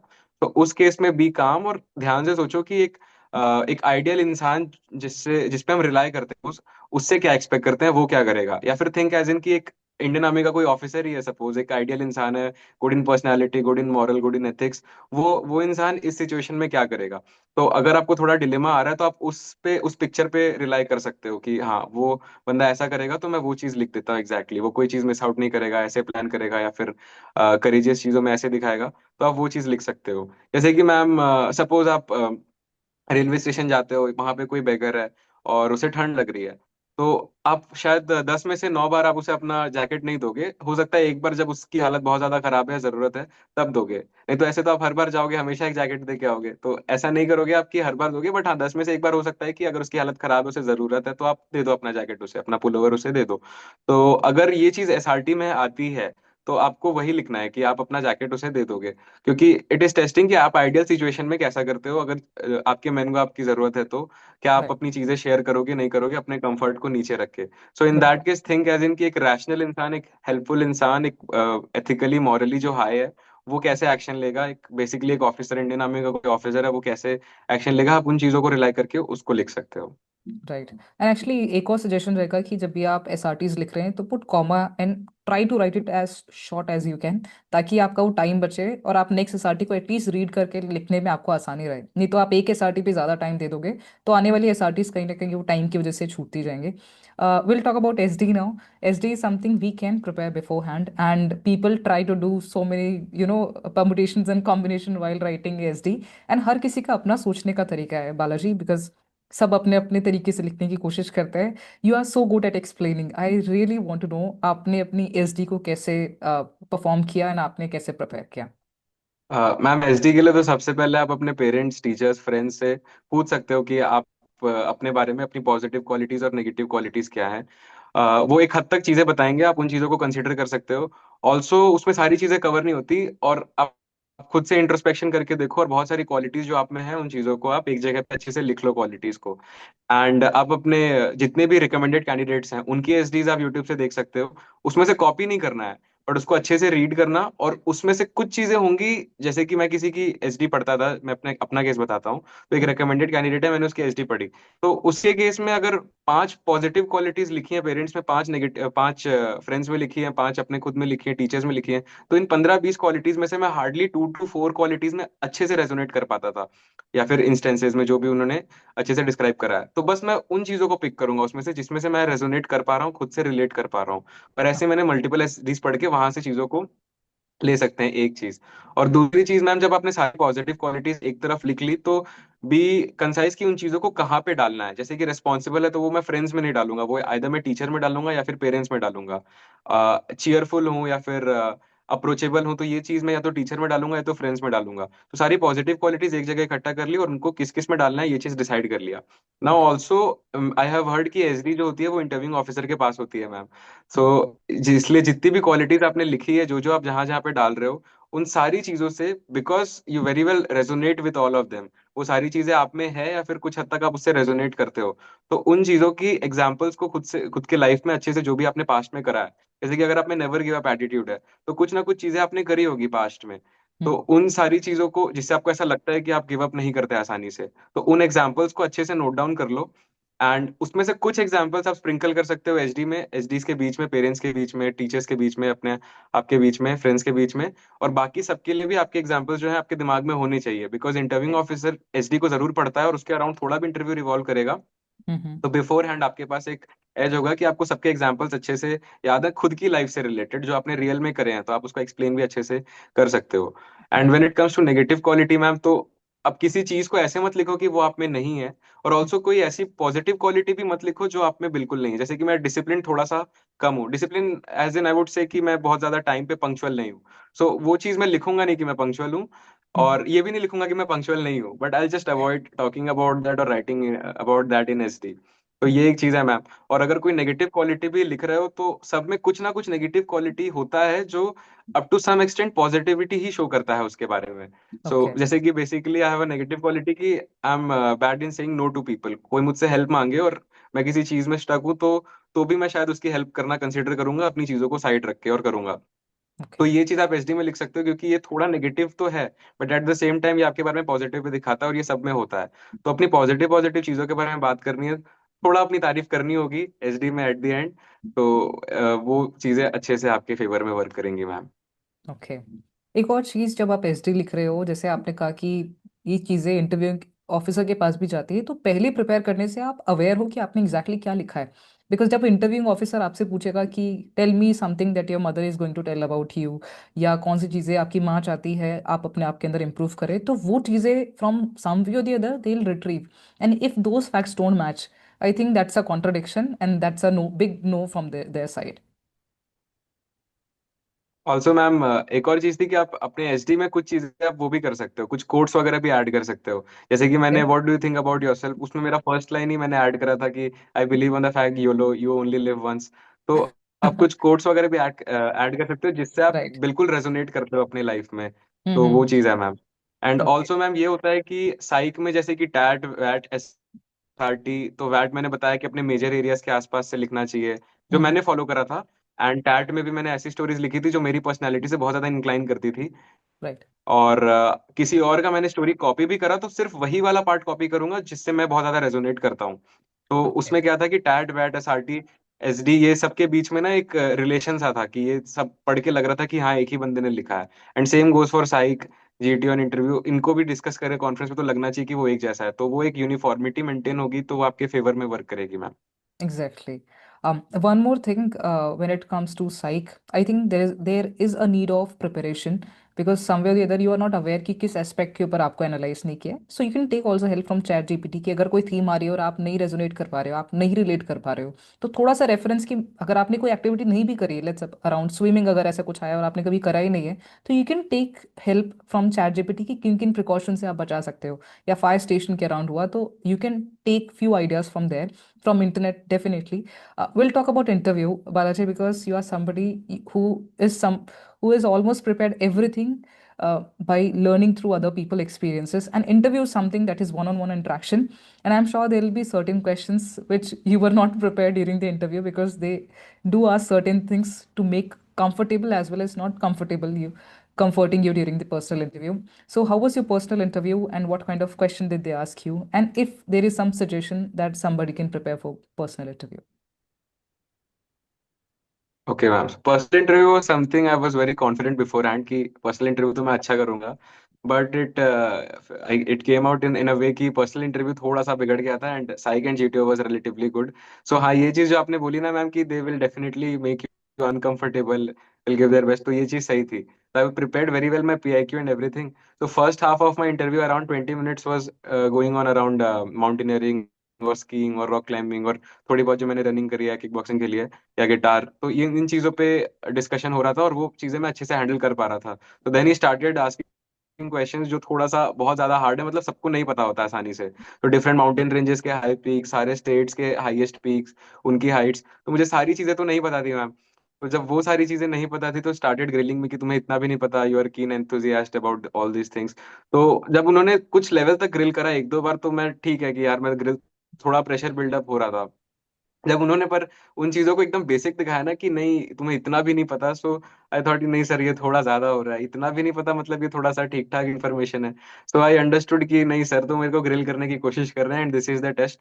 सो आई केप्ट माई काम और मैं बहुत ज्यादा प्रेशर में नहीं आया. एंड फर्स्ट 20 minutes जब उन्होंने मेरे से इन चीजों के बारे में पूछा, पीआईक्यू के बारे में, सो मोर और लेस 70% मैं उसको हैंडल कर पा रहा था. थोड़ा बहुत इश्यू हो रहा था नॉलेज वाला में, बट डेफिनेटली दे अश्योर कि आपको सब कुछ तो नहीं पता हो, कुछ ना कुछ तो वो पूछेंगे जो आपको नहीं पता है. तो वहां पे बस अपना काम और पीस मेंटेन करना है, because that is the test at that time, not the question but how you are composed in that environment when you don't know the answer, that is the test. So वहां पे वो maintain ठीक से करा. तो first 20 minutes तो ma'am interview का बहुत अच्छा गया. Then he started asking about knowledge knowledge things, थोड़ा बहुत जैसे कि उस टाइम पे कुंभ वगैरह हो रहा था, तो महाकुंभ कितने साल में होता है, कुंभ कितने साल में होता है, अर्ध कुंभ कितने साल में होता है, तो ये मैंने बता दिया. But then he started asking कि ये कौन से प्लैनेट से रिलेटेड है, तो वो मैं नहीं बता पाया मैम. और भी कुछ जनरल नॉलेज की चीजें थी, उसमें मैं कुछ बता पा रहा था, कुछ नहीं बता पा रहा था. तो ये ट्राइड टू ग्रिल मी. तो फर्स्ट 20 minutes बहुत अच्छा गया, फिर थोड़ा नॉलेज पे आए. वो थोड़ा शेडी था, कुछ पार्ट में मैं बता पा रहा था, कुछ पार्ट में मैं ग्रिल हो रहा था. बट लास्ट पार्ट इंटरव्यू का थोड़ा ज्यादा खराब हो गया था, because he started asking me कि तुम्हें इंक्लिनेशन कब से थी डिफेंस की. तो I was just being honest, completely honest कि सर ट्वेल्थ में मैंने नहीं सोचा था, दोस्तों के साथ एनडीए दिया था, वो दे रहे थे, तो ये बात थी. एंड फिर जब सोचा तो मैं स्क्रीन आउट हुआ and then after graduation I am here. तो फिर उसने बोला कि नहीं आप तो फिर तुम रिसर्च में क्यों गए, तो बताया कि sir these were the only two options जो मैं कंसीडर कर रहा था, इधर रिसर्च इन मैथ्स और या फिर डिफेंस की तरफ. बट रिसर्च इन मैथ्स थोड़ा सा मुझे बोरिंग लगा. So then he again started grilling में कि ऐसे तो तू कल को बोलेगा कि फौज में भी अच्छा नहीं लग रहा तुझे, रिसर्च अच्छी नहीं लगी, तो अब ये वो छोड़ दी तूने, फौज भी छोड़ देगा. तो then I made him understand कि नहीं सर ऐसी बात नहीं है, वो बहुत मोनोटोनस था, ये था. तो then again he started grilling में कि नहीं तुझे ये चीजें पहले से पता थी ना कि वो मोनोटोनस होगा, फौज इंटरेस्टिंग होगी, तो तूने पहले क्यों नहीं एफर्ट मारा ढंग से. तो मैंने फिर एक्सप्लेन करने का कोशिश करा अपना एस्पेक्ट मैम कि मैं बहुत पहले से कंसीडर कर रहा था रिसर्च, तो मैं एक बार उसको एक अच्छा ट्राई देना चाहता था, चीजें सीखना चाहता था. Okay. And when I went to the college तो मेरी एक्सपेक्टेशंस जो थी प्योर मैथ से थोड़ी अलग थी. एंड वहाँ पे बहुत ज्यादा एब्स्ट्रैक्ट मैथमेटिक्स थी, pure algebra types, ring theory, group theory, ये सारे कुछ टॉपिक्स हैं जो प्योर मैथमेटिक्स होते हैं, इनके एप्लीकेशंस रिलेटिवली कम होते हैं. और मुझे एप्लीकेशन मैथमेटिक्स में थोड़ा ज्यादा इंटरेस्ट था, लाइक स्टॉक मार्केट एनालिसिस या इन चीजों में. तो सर वो सारी चीजें नहीं थी प्योर मैथ्स में, तो इसलिए मेरी एक्सपेक्टेशन नहीं थी जो मैं सोच के गया था. And then I started considering my second option. तब जाके वो फाइनली थोड़ा कन्विंस हुए थे, बट फिर भी वो उतना कन्विंस नहीं हो रहे थे. एंड बीच में मैं थोड़ा पैनिक कर गया था. So in that case he said कि तेरे को पता है अब तू थोड़ा पैनिक क्यों कर रहा है या तेरे रिप्लाईज थोड़े फंबल क्यों हो रहे हैं. फिर उन्होंने टाइम देखा, पीछे घड़ी, पीछे ही मेरे पीछे लेफ्ट साइड पे और उनके राइट साइड पे घड़ी थी, तो उन्होंने उसको देखा और फिर बोला कि 20 से 25 मिनट तक तो बहुत अच्छा गया तेरा इंटरव्यू, बट अब तू पैनिक कर रहा है क्योंकि अब तक जो चीजें तू करके आया था वो तेरे प्लान के हिसाब से थी सब कुछ, लेकिन अब तेरे प्लान के हिसाब से चीजें वर्कआउट नहीं कर रही Oh है, मेरे God. प्लान के हिसाब से कर रही है, तो तू थोड़ा पैनिक कर रहा है. Okay. Okay. एंड फिर आपके रिस्पॉन्सेस क्या थे? मैं बस काम था मैम की may be sir, but I hold from my from here, ऐसा मतलब बस Okay. काम एंड पीसफुल था ma'am. So Okay. Overall for interview मैंने ऐसे प्रिपेयर करा था कि बहुत सारे इंटरव्यूज मैंने देखे थे, 8-10 इंटरव्यूज देखे थे. Mm-hmm. और आफ्टर 4-5 इंटरव्यूज ना आपको चीजें बहुत मोनोटोनस लगेंगी कि वही चीजें पूछ रहे हैं इनडायरेक्टली कहीं ना कहीं. वही सीआईक्यू पूछते हैं, 10th और 12th के एजुकेशन के बारे में बताओ, स्पोर्ट्स एंड गेम्स, टीचर्स के डिसलाइक्स बताओ, पेरेंट्स का कुछ Right. बता दो, या फिर आपको फौज क्यों कंसीडर करना है, या फिर एजुकेशन में मार्क्स कम क्यों हुए ज्यादा कोई। तो कुछ बेसिक चीजें होती है जो मोर और लेस जो 50-60 क्वेश्चन है वो एक जैसे ही होते हैं। तो पांच राइट। छह इंटरव्यूज आप देख लो तो आपको एक आइडिया लग जाएगा कि क्या क्वेश्चन हैं और उनके क्रॉस क्वेश्चन किस लेवल पे वो करते हैं। और उन आंसर्स को बिफोर हैंड अच्छे से प्रिपेयर कर लो।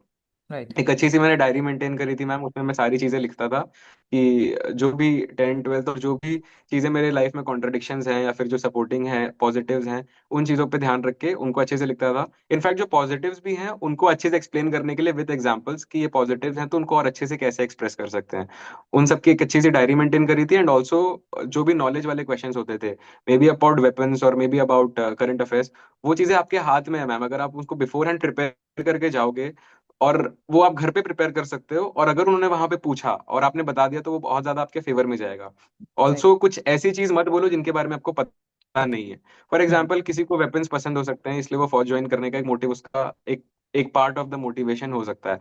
सो अगर वेपन्स के बारे में पढ़ के जा रहे हो तो ही ये बात बोलो। तो बिफोर हैंड आप 8-10 वेपन्स के बारे में पढ़ लिए जो इंडियन आर्मी यूज करती है, कैलिबर क्या होता है, जो भी बेसिक चीजें होती हैं उनको पढ़ लो। हमारे लिए अभी तो बेसिक नहीं, एकेडमी में जाने के बाद होगा।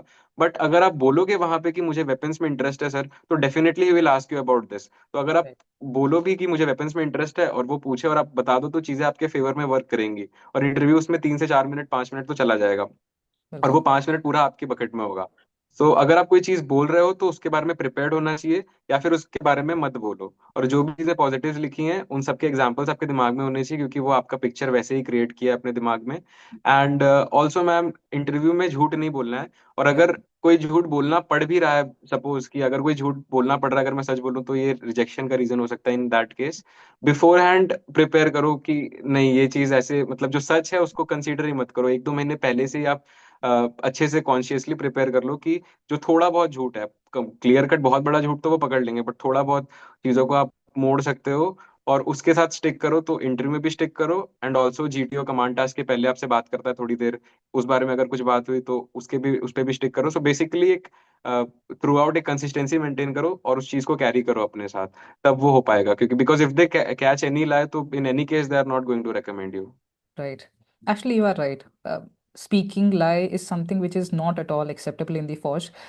Secondly, they are so experienced, they are so trained well. DIPR ऐसे ही हर किसी को सर्टिफाई नहीं करता है, और वो इतने ज़्यादा SSBs के अंदर you will see somebody sitting beside a president, observing कि किस तरह से वो जजमेंट लेते हैं, किस तरह से असेस करते हैं, तो they are so experienced. So even if you are making lie, I'll recommend to cut short that answer and just to skip it, and in a very natural way. तो आपको ऐसा कुछ बोलना ही ना पड़े, आप उस डायरेक्शन में ड्राइव ही ना करें इंटरव्यू को. You know in what way you are going to drive your interview. Sometime interview officer जो होता है वो आपको टेक फॉरवर्ड करता है, but there are certain ways कि आप भी इंटरव्यू को डायरेक्शन दे सकते हो. Like tell me about yourself, you can drop out some hints कि आपको ये चीज़ें करना पसंद है, and then he will take the interview in that direction. And हर एक इंटरव्यू में कुछ कुछ चीज़ें कॉमन होती है, मैंने रियलाइज़ किया है. नॉलेज फैक्टर, वो आपका रिटर्न वगैरह आपने क्लियर किया है तो वो चीज़ें कॉम्प्रोमाइजेबल नहीं है. आप ठीक है, आप नहीं आता है तो आप बोल सकते हैं. Don't beat around the bush. Secondly, फौज ट्रेनिंग, इन सब चीज़ों के बारे में आप फैसिनेटेड है तो इनके अवार्ड्स मेडल, कुछ कुछ चीज़ें, रैंक स्ट्रक्चर हो गया, क्या इंसिग्नियाज हैं, किस तरह के लोग, जैसे जो सीडीएस के बारे में पूछे तो आपको उनके नाम पता होने चाहिए. तो इन चीज़ों के अराउंड अगर आप फैसिनेटेड हैं इतने ज़्यादा तो आपको नॉलेज फैक्टर्स होने चाहिए. And if you are so fascinated, you should also read few of the books around recent wars जो भी हुए हैं, या जिन जिन ऑफिसर्स ने कुछ बुक्स लिखी हैं वॉर्स के around 1971 to any other feel you feel like reading it. तो आई थिंक ये चीज़ें काफ़ी हद तक कवर हो जाती हैं, तो आपको उन चीज़ों के रिगार्डिंग आइडिया होना शुरू हो जाता है. And rest, Balaji, you have covered almost everything, so I do feel like not speaking anything much about it. We'll talk about GTO now. GTO is something which I do feel like is personal favorite. It's about group activity. Everybody try to put forward their ideas. अपने group के अंदर अपना existence show करने की कोशिश करते हैं, but I do also feel like कि कहीं ना कहीं अपने आप को शो करने के चक्कर में they either try to dominate or try to put forward only their idea. So some way or the other people don't get idea what GTO is all about. According to your experience, आपको क्या लगता है कि कौन से 2 से 3 task है जहाँ पे लोग अपने आप को अच्छे से प्रेजेंट कर सकते हैं और उनका एग्जिस्टेंस जीटीओ के अराउंड काफी इंपॉर्टेंट है?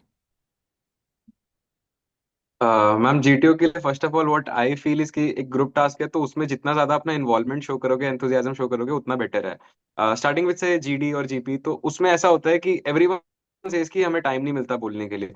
बट जब डिस्कशन स्टार्ट होता है तो शुरू के 5-6 मिनट में बहुत ज्यादा केओस होता है। बट ऐसे इंस्टेंसेस आने लग जाते हैं 5-6 मिनट के बाद, जहाँ पे थोड़ा थोड़ा ब्लैंक मिले, तो आप उनको चुरा सकते हो अपने फेवर में बात करने के लिए। ऑल्सो अगर आपकी कोई बात नहीं सुन रहा है, तो एक चीज आप फॉलो कर सकते हो कि जब कोई और चेस्ट नंबर बोल रहा है, तो आप उसकी तरफ ध्यान से देखो और अपना सर हिलाओ, ऐसे नॉट करो, तो इन दैट केस वो एक थोड़ा सा ट्रस्ट बिल्डअप होता है कि हाँ मैं तेरी बात सुन रहा हूँ। और जब आप ये 3-4 लोगों के साथ कर लोगे मैम, तो उसके बाद ऐसा हो जाएगा कि वो 3-4 लोगों के बीच में एक साइकोलॉजिकल इम्पैक्ट है कि यार इस बंदे ने मेरी बात सुनी है। तो जब आपके पास पॉइंट्स कलेक्ट हो जाएंगे और अब आप बोलने की कोशिश करोगे, तो वो 3-4 तो पक्का सुनेंगे। तो 50% ऑफ द ग्रुप तो एक तरफ हो गया, एक आप और जो चार जिन्होंने जिनकी बात आप अच्छे से सुन रहे थे और जो आप पे थोड़ा सा ट्रस्ट बिल्डअप हुआ है वो सुन रहे हैं। तो बचे 3-4 जो है वो भी इस तरफ आ जाएंगे, तो कुछ इंस्टेंसेस आपको मिल जाएंगे बोलने के लिए। तो ये एक आप चीज फॉलो कर सकते हो कि आई कांटेक्ट करके थोड़ा सर वगैरह हिलाओ, तो उन्हें लगेगा कि आप उनकी बात सुन रहे हो और सुनो भी। एंड उसके बाद मैम लीड्स की बात आती है। तो जैसे कि अगर आप जीटीओ में जीडी में हमें सबको पता है कि 3 लीड्स होती है और हमें कोई एक लीड चूज करने करके बोलना होता है। हम्म। तो अगर कोई और लीड का कोई बंदा कुछ और बात भी बोल रहा है, जो कि हो सकता है थोड़ी गलत हो थोड़ी सही हो, तो उसको पोलाइटली एकदम काम और कंपोज वे में एकदम अच्छे से बोलना है कि gentleman I slightly disagree with you. या फिर उसकी पॉइंट को बोल के कि yes I agree with you, but फिर अपना पॉइंट बता सकते हो। तो राइट। थोड़ा एक काम और कंपोज्ड और एक पोलाइट वे में उसको चीजों को हैंडल करना है।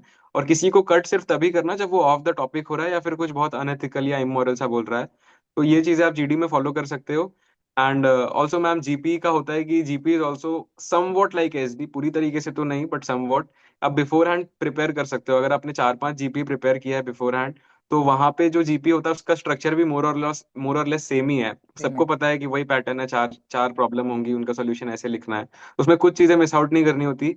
फॉर एग्जाम्पल जैसे आपने सारा टास्क कंप्लीट कर लिया, तो टास्क कंप्लीट करने के बाद आप एक जगह पे मिलो और जो टास्क करने जा रहे थे उसको मिस आउट नहीं करना है। एंड जो 4 प्रॉब्लम्स है उनकी प्रायोरिटी ऑर्डर अच्छे से डिसाइडेड होनी चाहिए। फॉर एग्जाम्पल अगर एक तरफ कहीं पे बॉम्ब ब्लास्ट होने वाला है, कुछ होने वाला है अराउंड 4 o'clock, और अभी 2 बज रहे हैं और अभी 2 बजे कोई हेविली ब्लीड कर रहा है, so in that case priority 1 becomes the bleeding person, क्योंकि उसके पास टाइम का विंडो बिल्कुल नहीं है। लेकिन अगर ज्यादा ब्लीडिंग हो गई तो उसको कुछ हो सकता है, बट जो अभी बॉम्ब ब्लास्ट होने वाला है वो 4 बजे होने वाला है, तो उसमें टाइम का विंडो बहुत ज्यादा है। तो आप टीम्स बनाओगे और सारी चीजें तो साइमल्टेनियसली सॉल्व हो रही है सॉल्यूशन सेगमेंट में, आपने टीम्स बना दी चार, 3+3+2+2 टाइप्स जो भी, लेकिन साइमल्टेनियसली सॉल्व हो रही है। बट सॉल्यूशन में आप फर्स्ट प्रायोरिटी वाली चीज लिखोगे और P1 प्रॉब्लम आप जो दोगे वो फर्स्ट प्रायोरिटी में होगी, तो ब्लीडिंग पर्सन वाली हो जाती है क्योंकि टाइम का विंडो कम है। एंड ऑल्सो मैम अपन उसको हॉस्पिटल लेके जा रहे हैं, जो भी डॉक्टर उसे ट्रीट कर रहा है, तो एक डिफरेंस आता है कि अगर मैं किसी एक अननोन इंसान को, अगर वो ब्लीड कर रहा था या इंजर्ड कर रहा था, उसे हॉस्पिटल लेके जाऊं, तो हम्म। उसे ट्रीट कराऊंगा। या फिर अगर कोई मेरा खुद का फैमिली मेंबर या कोई क्लोज फ्रेंड है, तो हम्म। अगर उसे लेके जाऊं और उसे ट्रीट कराऊं, तो एक छोटा सा डिफरेंस आ जाता है केयर का, कि फर्स्ट केस में शायद मैं उसे हॉस्पिटल लेके जाऊं एंड आई एश्योर्ड कि हाँ उसका ट्रीटमेंट हो रहा है, फिर मैं घर आ जाऊं। बट अगर सेकंड केस में मेरा कोई क्लोज्ड वन है, तो मैं अश्योर करूंगा कि उसका कोई और रिलेटिव या फैमिली मेंबर वहां पे पहुंच जाए, उसके बिल्कुल। बाद मैं फिर वहां से निकल के अपने बाकी टास्क की तरफ जाऊं। सो अगर आप कोई चीज कर रहे हो, किसी ब्लीडिंग पर्सन की जान बचा रहे हो, या फिर गांव में अगर बॉम्ब ब्लास्ट होने वाला है उन्हें बचाना है, या फिर किसी की कैटल बचा रहे हो, तो ऐसा कुछ भी हो रहा है इन केस, तो consider that person to be your close relative for a moment. तो उस केसेस में आपके जो रिस्पॉन्सेज होंगे उसमें एम्पैथी ज्यादा होगी और आपका हम्म। हेल्पफुल गेस्चर और ज्यादा होगा। तो ये एक अच्छी चीज है मैम। और उसमें बिफोर हैंड आप प्रैक्टिस करके जाओ जीपी का, तो आपको टाइम आउटडेशन का भी बहुत ज्यादा इशू नहीं होगा। एंड ये 2 टास्क हो गए, जीडी और जीपी, जो इंडोर है शुरू में होता है, बहुत इंपॉर्टेंट है। Then comes PGT. तो पीजीटी में मैम एक इशू होता है बहुत सारे लोगों को कि मौका कम मिल रहा होता है, which is true also in PGT 1 and 2 थोड़ा।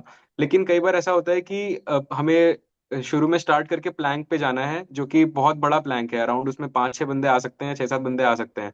बट स्टिल उसमें 1 या 2 बंदे ही जाते हैं, या 2 या 3 बंदे ही जाते हैं, तो वहां पे आपके पास एक अपॉर्चुनिटी होती है अपना एंथुजियाज्म शो करने की, आगे जाने की। सो कभी भी एंथुजियाज्म का कमी नहीं होना चाहिए, कि कहीं भी विंडो मिला आगे जाने का, काम करने बिल्कुल। का, तो उसमें हमेशा स्टेप इन करो और अच्छे से एड्रेस करो सबको। और अगर आपके पास आइडिया है, 3 ही केसेस हो सकते हैं, या तो आपके पास आइडिया है, वर्कआउट कर रहे हो, या तो किसी के पास आइडिया नहीं है, किसी के पास आइडिया आपके पास नहीं है, ऐसा कुछ। तो अगर आपके पास आइडिया है, आप उसे वर्क कराओ, अगर वो काम किया तो वेल एंड गुड। अगर आपके पास आइडिया नहीं है और बाकी किसी के पास आइडिया है, तो पीछे 2-3 लोगों के पास आइडिया होता है, तो आप हम्म। उन्हें थोड़ा सा शांत करा सकते हो कि gentleman, let's listen to chest number 2 idea first, I quickly implement it, if it doesn't work out I come to yours. अब ये बोल सकते हो और चेस्ट नंबर 2 का आइडिया वर्कआउट करा सकते हो। अगर उसका वर्क नहीं करा तो 3 का पूछ लो। तो आप आगे रहो और उन लोगों का आइडिया इंप्लीमेंट कर सकते हो, unless and until they are not saying कि let's switch the position. If they say it then you have to switch it and you should. और अगर किसी के पास आइडिया नहीं है, तो उसमें बिल्कुल हेजिटेशन नहीं होना चाहिए आगे जाने में मैम, क्योंकि अगर किसी के पास आइडिया नहीं है तो एक लीडर तो आगे जाके ट्राई करने की कोशिश करेगा एटलीस्ट। तो हम्म। At least be in front. Idea initially किसी के पास नहीं होता, सब ट्राई कर रहे होते हैं, और कभी किसी के पास जल्दी आता है, किसी के पास लेट आता है, किसी के पास नहीं आता है। के पास आ गया तो आप ट्राई करो अच्छे से उसको इम्प्लीमेंट करो, नहीं आता है तो आप बाकियों का सुन के इम्प्लीमेंट करो ग्रुप को कोऑर्डिनेट करके, और किसी का नहीं आता है तो सब साथ में ट्राई कर ही रहे हैं मैम। इनफैक्ट पीजीटी 3 में एक चीज होती है मैम कि जीटीओ पक्का बोलता है बीच में जब एक बंदा पहुंच जाता है ब्रिज वगैरह करके, तो ही सेज कि any three of you walk on the ground and come.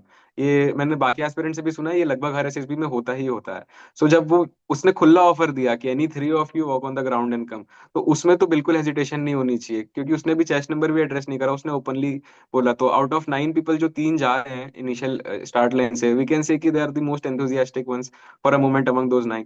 तो वो मोमेंट बिल्कुल मिस नहीं होना चाहिए अपना एंथुजियाज्म शो करने के लिए। And through out GD GP आपको मौका मिलते रहेगा कभी ना कभी बोलने का, पीजीटी में आपको मौका लेना पड़ेगा, बट उसमें भी बहुत सारे एम्प्टी स्पेसेस होते हैं जहाँ पे आप अपना एंथुसियाज्म शो कर सको, अपनी एनर्जी शो कर सको। तो सामने से जाके आप हमेशा उन चीजों को अच्छे से एड्रेस करो और टास्क को करने की कोशिश करो, बिल्कुल टास्क में सबमर्ज्ड रहो। और ऑल्सो कुछ चीजों का ध्यान रखना है मैम कि रेड रेड टच करने के लिए सर मना करते हैं, तो वो पीजीटी 1 के टाइम पे जरूर बोलते हैं कि रेड टच मत करो, जो लोग टच कर रहे होते हैं उनके चेस्ट नंबर्स बोल के। बट सिंस पीजीटी 2 के मिड से या अराउंड 3 से वो बंद कर देते हैं, तो इसका मतलब ये नहीं कि लोगों ने रेड टच करना बंद कर दिया है, इसका मतलब कि सर ने बोलना बंद कर दिया और उन्होंने नेगेटिव मार्किंग स्टार्ट कर दिया है। तो ओके। और ये मैंने ऑब्जर्व भी करा था, मुझसे गलती से एक रूल टूटा था, तो जैसे ही टूटा मैंने तुरंत सर की तरफ देखा तो वो फाइल में कुछ लिख से रहे थे। हम्म। सो इन चीजों का ध्यान रखना है मैम कि रेड को बिल्कुल टच नहीं करना है, क्योंकि वो सेंस ऑफ रिस्पॉन्सिबिलिटी को कम करता है। एंड ऑल्सो जब हम इंडिविजुअल ऑब्स्टिकल या फिर जीओआर वगैरह करेंगे तो उन चीजों के टाइम पे करेजियस जो ओएलक्यू है हमारा फैक्टर 4 का है, वो तो सब में होता है लगभग लगभग, हर हर इंसान सारे टास्क को करने की कैपेबिलिटी रखता है अगर given that he has the strength. But कभी भी रेकलेस नहीं होना है। फॉर एग्जाम्पल बर्मा ब्रिज से हम नीचे आ रहे हैं, उसमें 8-10 सीढ़ी है, तो कोई कोई होते हैं एक दो स्टेप स्टेप डाउन करे और फिर सीधा कूद गए 6-7 सीढ़ी। तो ठीक है, अगर है आपके पास स्ट्रेंथ और इतनी स्टेबिलिटी आप कूद सकते हो तो फाइन, बट ये चीज जीटीओ ग्राउंड में नहीं करनी है, बिकॉज इन दैट केस ना वो रेकलेसली करे जो आप वो ये दिखाता है। तो ऐसे बंदे को आप कल माउंटेनियरिंग के लिए लेके जाओ कोर्स के लिए कहीं भी, तो वो तो खुद ही कूद वगैरह के खुद को इंजर्ड कर लेगा। तो ये एक नेगेटिव चीज होता है। एंड ऑल्सो अगर कोई रूल तोड़ रहा है या कोई बात नहीं सुन रहा है तो उस टाइम पे उस पे चिल्लाना है या फिर अपना काम एंड कंपोजर जो एटीट्यूड है उसको तोड़ना है, ऐसा बिल्कुल नहीं करना है। हम्म। एकदम पीसफुली रहना है और उसको अच्छे से प्यार से with a smile we can say that. तो दैट इज वेरी इंपॉर्टेंट। तो थोड़ा सा वो एक लाइवलीनेस वाली चीज होगी, क्योंकि बाद में चीजें, आई फील कि बाद में चीजें टफ होंगी और ज्यादा। और उसमें अगर कोई ऐसे काम नहीं रह पाता है टफ सिचुएशन में, या फिर किसी और की गलती पे इतना ज्यादा पैनिक करके उसे चिल्ला देता है, तो ये एक अच्छी चीज नहीं है जो वो एक्सपेक्ट नहीं करते हमसे। सो अगर कुछ ऐसा होता है तो इन दैट केस जस्ट बी काम और उसको प्यार से, एकदम जैसे दोस्त के साथ मस्ती में हम बोलते हैं कि ऐसा मत कर ऐसा प्यार से, तो आप वैसे चेस्ट नंबर कॉल आउट करके ऐसे प्यार से बोल सकते हो। Okay. When it comes to lecturate, Paraji, I do have seen people making big diary notes, मतलब अच्छे खासे नोट्स बनाते हैं और उसको रिवीजन करते रहते हैं एसएसबी के अंदर। I have seen in my own group certain people बहुत टाइम पहले। एंड मैंने फिर बच्चों से भी सुना है कि वो लेक्चरेट को काफ़ी ज़्यादा इंपॉर्टेंस देते हैं और वो सोचते हैं कि जितना नॉलेज है उसी को ही वर्बली वहाँ पे जाके डिलीवर करने वाले हैं। आपका लेक्चरेट की रिगार्डिंग क्या स्ट्रैटेजी था और आप कैसे उसको परफॉर्म किया आपने? मैम लेक्चरेट के रिगार्डिंग मैंने प्रिपेयर कुछ ऐसे करा था कि टेलीग्राम पे जो भी चैनल्स थे, मैं बहुत सारे जो टेलीग्राम के चैनल्स होते हैं जो सीडीएस या हम्म। फिर बेसिकली एसएसबी से रिलेटेड होते हैं, तो वहां पे बहुत सारे लेक्चरेट के टॉपिक्स आते रहते हैं। तो मैं हम्म। उन चीजों को प्रिपेयर कर लेता था। और ऑल्सो ऐसा होता है ना कि लेक्चरेट में हमने कुछ चीज बहुत ज्यादा अच्छे से पढ़ाई करी, जैसे नेशन का डेवलपमेंट जो है इंडिया में, जीडीपी का इंप्रूवमेंट है, एग्रीकल्चर सेक्टर हो गया, सर्विस सेक्टर्स हो गए, प्रोडक्शन वगैरह अलग अलग चीजें हो गई, एआई इन डिफेंस, ये सारी चीजें पढ़ लेंगे बहुत सारी। तो अब क्या होता है ना कि हम कुछ चीजें पढ़ते हैं वो बहुत सारे लेक्चरेट में काम आ जाता है। फॉर एग्जाम्पल अगर डिफेंस आया तो उसमें आप टेक्नोलॉजी को भी इंक्लूड कर सकते हो, या फिर एम्प्लॉयमेंट को भी थोड़ा सा इंक्लूड कर सकते हो। या फिर टेक्नोलॉजी है सपोज, तो टेक्नोलॉजी में आप अपना सेक्टर, सर्विस सेक्टर में कैसे टेक्नोलॉजी कंट्रीब्यूट कर रहा है, टेक्नोलॉजी को कंट्रीब्यूट कर रहा है, या फिर प्रोडक्शन सेक्टर में कैसे हो रहा है, या फिर डिफेंस में कैसे होगा टेक्नोलॉजी का यूज। तो ये सारी चीजें आप एक चीज एक होता है ना कि एक बड़ा सर्कल आपने प्रिपेयर कर लिया, तो कोई और चीज आती है तो उससे आप रिलेट करके कर सकते हो। एंड ऑल्सो जो एसएसबी के जो अलग अलग टेलीग्राम चैनल्स है वहां पे कंटिन्यूसली टॉपिक्स आते रहते हैं, तो आप उन चीजों को प्रिपेयर कर सकते हो। ऑल्सो जैसे कि क्लाइमेट चेंज वाला एक बहुत इंपॉर्टेंट होता है, हम्म। क्योंकि अगर आपने क्लाइमेट चेंज अच्छे से प्रिपेयर कर लिया तो डिफॉरेस्टेशन हो गया या फिर पॉल्यूशन इशू हो गया, तो ये सारी चीजें जो है उसके अंदर कवर हो जाएंगी। हम्म। और ये कुछ मीडियम लेवल टॉपिक्स बोलते हैं, और एक थोड़ा सा लो लेवल भी होता है कि आप खुद के बारे में या फिर पेरेंट्स के बारे में या फिर फेवरेट बुक और फेवरेट डे और फेवरेट वेकेशन, ऐसी चीजें भी आप प्रिपेयर कर सकते हो। बट मेनली मैम मेरे केस में तो in lecturette I was bit lucky, क्योंकि मैंने पहले से प्रिपेयर किया था कि यूरोपियन यूनियन का फॉल आउट क्यों हुआ था। क्योंकि कुछ बंदे जो थे मेरे से पहले के बैच में थे एसएसबी भोपाल में, उन्होंने मेरे को बताया था एक एक महीने पहले कि उनके जीडी का टॉपिक था कि यूरोपियन यूनियन का फॉल आउट क्यों हुआ, and it happened basically because of technology. क्योंकि वो टेक्नोलॉजी को उतनी अच्छे से अडाप्ट नहीं कर रहे थे जितना यूएस वगैरह कर रहे थे। So my lecturer topic was कि what is tax importance in nations development. तो मैंने वो यूरोपियन यूनियन वाली चीजें बोल दी 1-1.5 मिनट। और फिर एआई इन डिफेंस वगैरह बहुत यूज हो रहा है, आर्टिफिशियल इंटेलिजेंस वगैरह, तो वो बोल दी 1-1.5 मिनट। तो मोर और लेस, और जीडीपी में कैसे कंट्रीब्यूशन होता है यूएस का। यूएस में जो टॉप 4-5 कंपनीज हैं, वो यूएस के इटसेल्फ 60% इकोनॉमी को बूस्ट करती हैं। तो वो सारे फैक्ट्स को भी यूज किया, तो मोर और लेस मेरा लेक्चरेट जो है ऐसे करके निकल गया। ऑल्सो आई हर्ड कि लेक्चरेट में जो फैक्ट्स वाली चीजें होती हैं, जैसे कि मैंने ये बताया कि अराउंड 60% जीडीपी यूएस का है, जो वो टॉप 4 to 5 कंपनीज, टेक की जो कंपनीज है वही बूस्ट करती है, वही कंट्रीब्यूट करती है। सो वो वाली जो चीज है, जो फैक्ट वाली चीजें होती है, those things are really like by assessor, as far as I have heard. तो उन चीजों को भी अगर आप इंक्लूड करो तो अच्छी बात है। और अगर आप श्योर नहीं हो तो just don't give a wrong number. ऐसा नहीं कि असेसर को नहीं पता है, अगर उसे नहीं पता है तो he will note it down and confirm it later on, maybe Yeah. If things are not in your favour. सो आप वहाँ पे एक मे रफ बोल सकते हो कि रफली अराउंड 2 मिलियन या फिर ऐसा कुछ, अगर आप श्योर नहीं हो नंबर्स को लेके तो।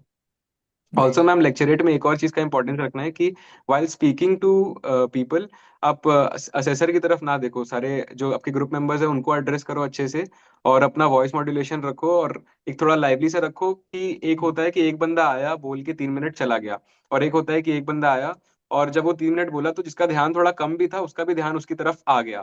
तो थोड़ा बहुत Absolutely. कमजोर भी रहे फैक्ट्स तो चल जाएंगे, बट उन 10 लोग जो हैं, जो आपके ग्रुप मेंबर्स हैं, वो आपकी तरफ एंगेज्ड हैं, उन पे एक इम्पैक्ट रहा, वो थोड़ा सा देखे सुने उन चीजों को, अगर उनका ध्यान नहीं भी था तो भी वो सुने। तो ये एक अच्छी चीज है, तो वो भी एक इम्पैक्ट क्रिएट करती है मैम। एब्सोल्युटली। एंड मैंने बहुत सारे लोगों को कोट के साथ भी शुरू करते हुए देखा है। वो दो तीन कोट्स को याद रखते हैं और कहीं ना कहीं उससे शुरुआत करना एक काफ़ी अच्छा एक इम्प्रेशन क्रिएट करता है। You can tail start with the kind of experience you had regarding something. It's not necessary कि आपको हर टॉपिक के अराउंड कुछ ना कुछ फैक्ट्स या नॉलेज फैक्टर याद रहे। बट अगर आपको जैसे क्लाइमेट चेंज हो गया, maybe you are not aware about the data about anything, you can connect so many dots together and you can present it. But definitely जैसे आपने कहा कि वॉइस मॉड्यूलेशन और ये सारे फैक्टर्स इंपॉर्टेंस रखते हैं। एंड जब लास्ट के 3 सेकेंड 30 सेकेंड्स के अंदर जब वो बीप बजाते हैं तो I have seen people do rush कि जल्दी से ख़त्म करना है। But you can plan it out also before hand while preparing for it, कि आप उन 30 सेकेंड्स को आप कैसे यूटिलाइज करने वाले हो और कैसे आप उसको उस टाइम पे बोलेंगे। तो उसको बहुत नाइसली एंड करना है and it should not look like that you are in a rush. And maybe आपका 2.5 मिनट्स जो था वो बहुत अच्छा गया और 30 मिनट आपने बहुत रश में निकाला। So do need to prepare. And I think mirror practice या आप अपने आप को रिकॉर्ड करके प्रैक्टिस कर सकते हैं। उससे आपको लगभग आइडिया लग जाएगा कि आपका लेक्चरेट या कोई भी पब्लिक स्पीकिंग वाला एरिया है वो कैसा जा रहा है। एक चीज़ मुझे बालाजी आपसे पूछनी है। Also ma'am, ji please. हाँ मैम, लेक्चरेट के रिगार्डिंग मैं एक चीज मिस आउट कर गया कि वटेवर टॉपिक यू गेट, तो उसको शुरू में ही ना, जब आप प्रिपेयर कर रहे हो तो उसको स्ट्रक्चर कर लो कि ये इंट्रोडक्शन राइट। होगा, बॉडी में मैं ये चीजें बोलूंगा, एडवांटेजेस बोलूंगा, डिसएडवांटेजेस, और ये कुछ सजेशंस होंगे, कुछ भी लाइक एनी एनी 5 या 3 to 4 सब पॉइंट्स। तो उसमें क्या राइट। होगा कि आपको एक स्ट्रक्चर हो जाएगा। तो स्ट्रक्चर्ड वे में बोलोगे तो वो ज्यादा बेटर है। ऑल्सो इसका एडवांटेज है कि सपोज आप सेकंड पॉइंट में फंबल करते हो, सपोज फॉर गॉड सेक ना हो, बट इन केस अगर होता है, तो राइट। इन दैट केस आप 5-7 सेकंड वेट किए, अगर आपको याद नहीं आया तो आप थर्ड पॉइंट की तरफ से स्टार्ट कर सकते हो। सो आप पूरा लेक्चरेट आपका मैसअप नहीं होगा, तो बिफोर हैंड आप अगर उसको स्ट्रक्चर कर लोगे तो वो एक बेटर चीज है। एब्सोल्युटली। एक चीज मुझे आपसे पूछनी है Balaji, because you was somebody who got screened out, you have seen conference out as well, and you are somebody who has got the recommendation. Any quality you feel like that a recommended candidate have and a non-recommended candidate don't have? हाँ ma'am, this is very subjective, क्योंकि मैंने और भी बहुत podcast देखे, तो किसी किसी के इंटरव्यू में कोई कोई चीज बोलता है कि डेस्परेट नहीं था मैं पहले, बट इस बार मुझे बहुत अच्छे से चाहिए था, पैशनेट था। और कोई होता है कि नहीं, इस बार मैं थोड़ा डेस्परेट था तो नहीं हुआ। But in my opinion what I feel is कि जो नॉन रिकमेंडेड लोग होते हैं, they also have the potential, they also have the calibre. But कभी कभी ऐसा होता है ना कि वो सारे सारे एफर्ट्स डालने के लिए तैयार होते हैं, बट जहां जहाँ पे जरूरत होती है वहां पे फॉर सम रीजन थोड़ा इंट्रोवर्ट नेचर हो गया या फिर कुछ हो गया, तो जहां पे उनके पास चीजें दिमाग में होती हैं बट फिर भी वो जीडी में उस हिसाब से बोल्डली पार्ट नहीं ले पाते, या जीपी में नहीं बोल पाते, या फिर पीजीटी में उन्हें खुद से लेना पड़ता है कुछ एक्शन, जहाँ पे उनको सामने से इनिशिएटिव लेके बाकियों को थोड़ा सा हटके खुद से सामने जाना होता है, तो वहां पे वो उन चीजों को नहीं कर पाते। तो ये एक चीज है कि रिकमेंडेड लोग जितने भी मैंने देखे हैं अपने ग्रुप में भी या फिर ओवरऑल एसएसबी में भी, वो थोड़े ज्यादा बोल्ड किस्म के होते हैं। कोई ऐसा नहीं कि शांत और सबको अपॉर्चुनिटी दे रहा है, थोड़ा तो बोल्ड होना पड़ेगा मैम। बिल्कुल. And I also have observed this thing. I have seen people who got rank one also and then got screened out. I've seen that the one quality, according to me, is something that we prejudged our performance. हमें ऐसे judgement आ जाता है कि ज़रूरी नहीं कि आपका सारा टास्क आपके अकॉर्डिंग जाए, बट लेट सपोज कि एक टास्क खराब गया and then you take it to your heart कि भाई अब तो नहीं होना है, एंड उसके बेसिस पे हम आगे वाले परफॉर्मेंस को खराब कर देते हैं. तो वो भी एक फैक्टर मैंने देखा है कि बहुत बार एक अच्छा कैंडिडेट भी परफॉर्म नहीं कर पाता है एसएसपी के अंदर. We have come to an end, and almost everything that we have talked, Balaji, I'm so great that we are doing this session because this is one of the best interviews which I've done in the recent time. And बहुत लंबे time के बाद ऐसा कुछ discussion हुआ जहाँ पे मुझे लगता है कि बहुत चीज़ों के बारे में खुल के बातचीत हुई. And I think you have put up your 101%, in discussing all those things that you have learned throughout your process. Merit एक इंपॉर्टेंट एरिया है जो मुझे लगता है एक डिस्कशन हमें करना चाहिए, बिकॉज आईएमई के रिगार्डिंग जितना ज़्यादा फैसिनेशन है उतना ज़्यादा मेरिट आउट भी है. तो कहीं ना कहीं किस तरह का कंपटीशन आज के टाइम पे चल रहा है, और एक कोई कैंडिडेट या कोई एस्पिरेंट जो प्रिपेयर कर रहा है, they should be aware about the merit and the kind of steps they need to take if they are preparing for IMA. Ma'am merit के केस में हमारी जो इस बार जो मेरिट लिस्ट आई है उसमें अराउंड 227 नेम्स हैं, इंक्लूडिंग एयरफोर्स के स्टूडेंट्स और कुछ नेवी के बंदे जिन्होंने नेवी को फर्स्ट प्रायोरिटी शायद डाली होगी।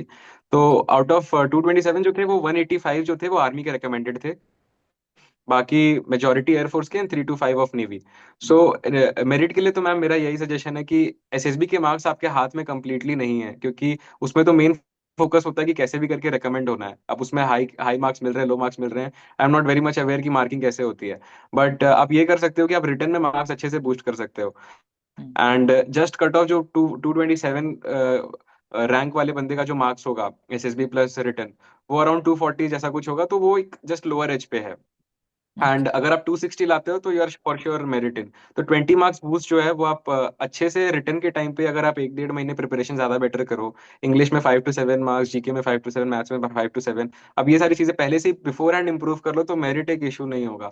तो रिटर्न का प्रिपरेशन आप जब भी स्टार्ट कर रहे हो उसको ढंग से करोगे, and if you are scoring 140 plus then you are good to go, फिर मेरिट का कोई इशू नहीं होने वाला है। Okay. Thank you so much for joining me for this video. And I think there will be a lot of people who are going to watch it, and maybe your juniors are watching it. So, is there any message you want to give to those people who are really going to learn from this video? Ma'am suggestion और message I would say कि जिस दिन SSB है या फिर जब भी आपका सीडीएस या एनडीए का जर्नी स्टार्ट होने वाला है, उसके अप्रॉक्स 1 साल पहले से और एटलीस्ट 8 to 10 मंथ्स पहले से आप किसी भी नेगेटिव चीजों में इन्वॉल्व ना रहो, क्योंकि वो आपके साइक को बहुत ज्यादा इम्पैक्ट करता है। सो वो सारी चीजें अपनी पर्सनैलिटी को उस वे में इनकलकेट करो जो चीजें आप इंटरव्यूइंग ऑफिसर को शो करना चाहते हो, या फिर आप अपनी एसडी में लिख सकते हो और आप उससे रेजोनेट करो। तो कोई भी नेगेटिव चीजों से इन लास्ट 8 to 10 मंथ्स दूर रहो। अगर पहले, ऐसे तो हमेशा मत करो, लेकिन अगर करते भी हो तो लास्ट 8 to 10 मंथ्स में उन चीजों से दूर रहो, because that will inculcate your impact your psyche and inculcate your personality. And yeah, keep working hard, definitely you'll make it. Also, I'm more worried about seniors, like juniors तो मेरे देख ही रहे हैं, that's well and good, but मेरे seniors भी देख रहे हैं। I hope they don't trouble you much in the academy. But I don't think so. We have spoken anything, here and there, and I do feel like it's an informative video. So they will understand that this video is something which is going to help. So I don't think so you are going to be troubled much in the academy. But Balaji, I do wish you all the very best for the upcoming journey ahead, because यहाँ तक का जो learning रहा है वो कहीं ना कहीं आपको आगे काम आने वाला है. And after training you will be a changed person in terms of looks, in terms of conversation, mindset, and everything. And you will, if you will see this back, if you will watch this video back again, and then you'll feel like, oh my god, you have definitely improved a lot and changed as a person. So I do look forward to see you in uniform with 2 stars, and it is going to be a wonderful journey ahead. Thank you so much for joining me for this video.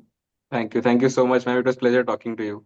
Thanks for watching the video, and let me know in the comment section below if you have any doubts. Follow for more such content. Jai Hind.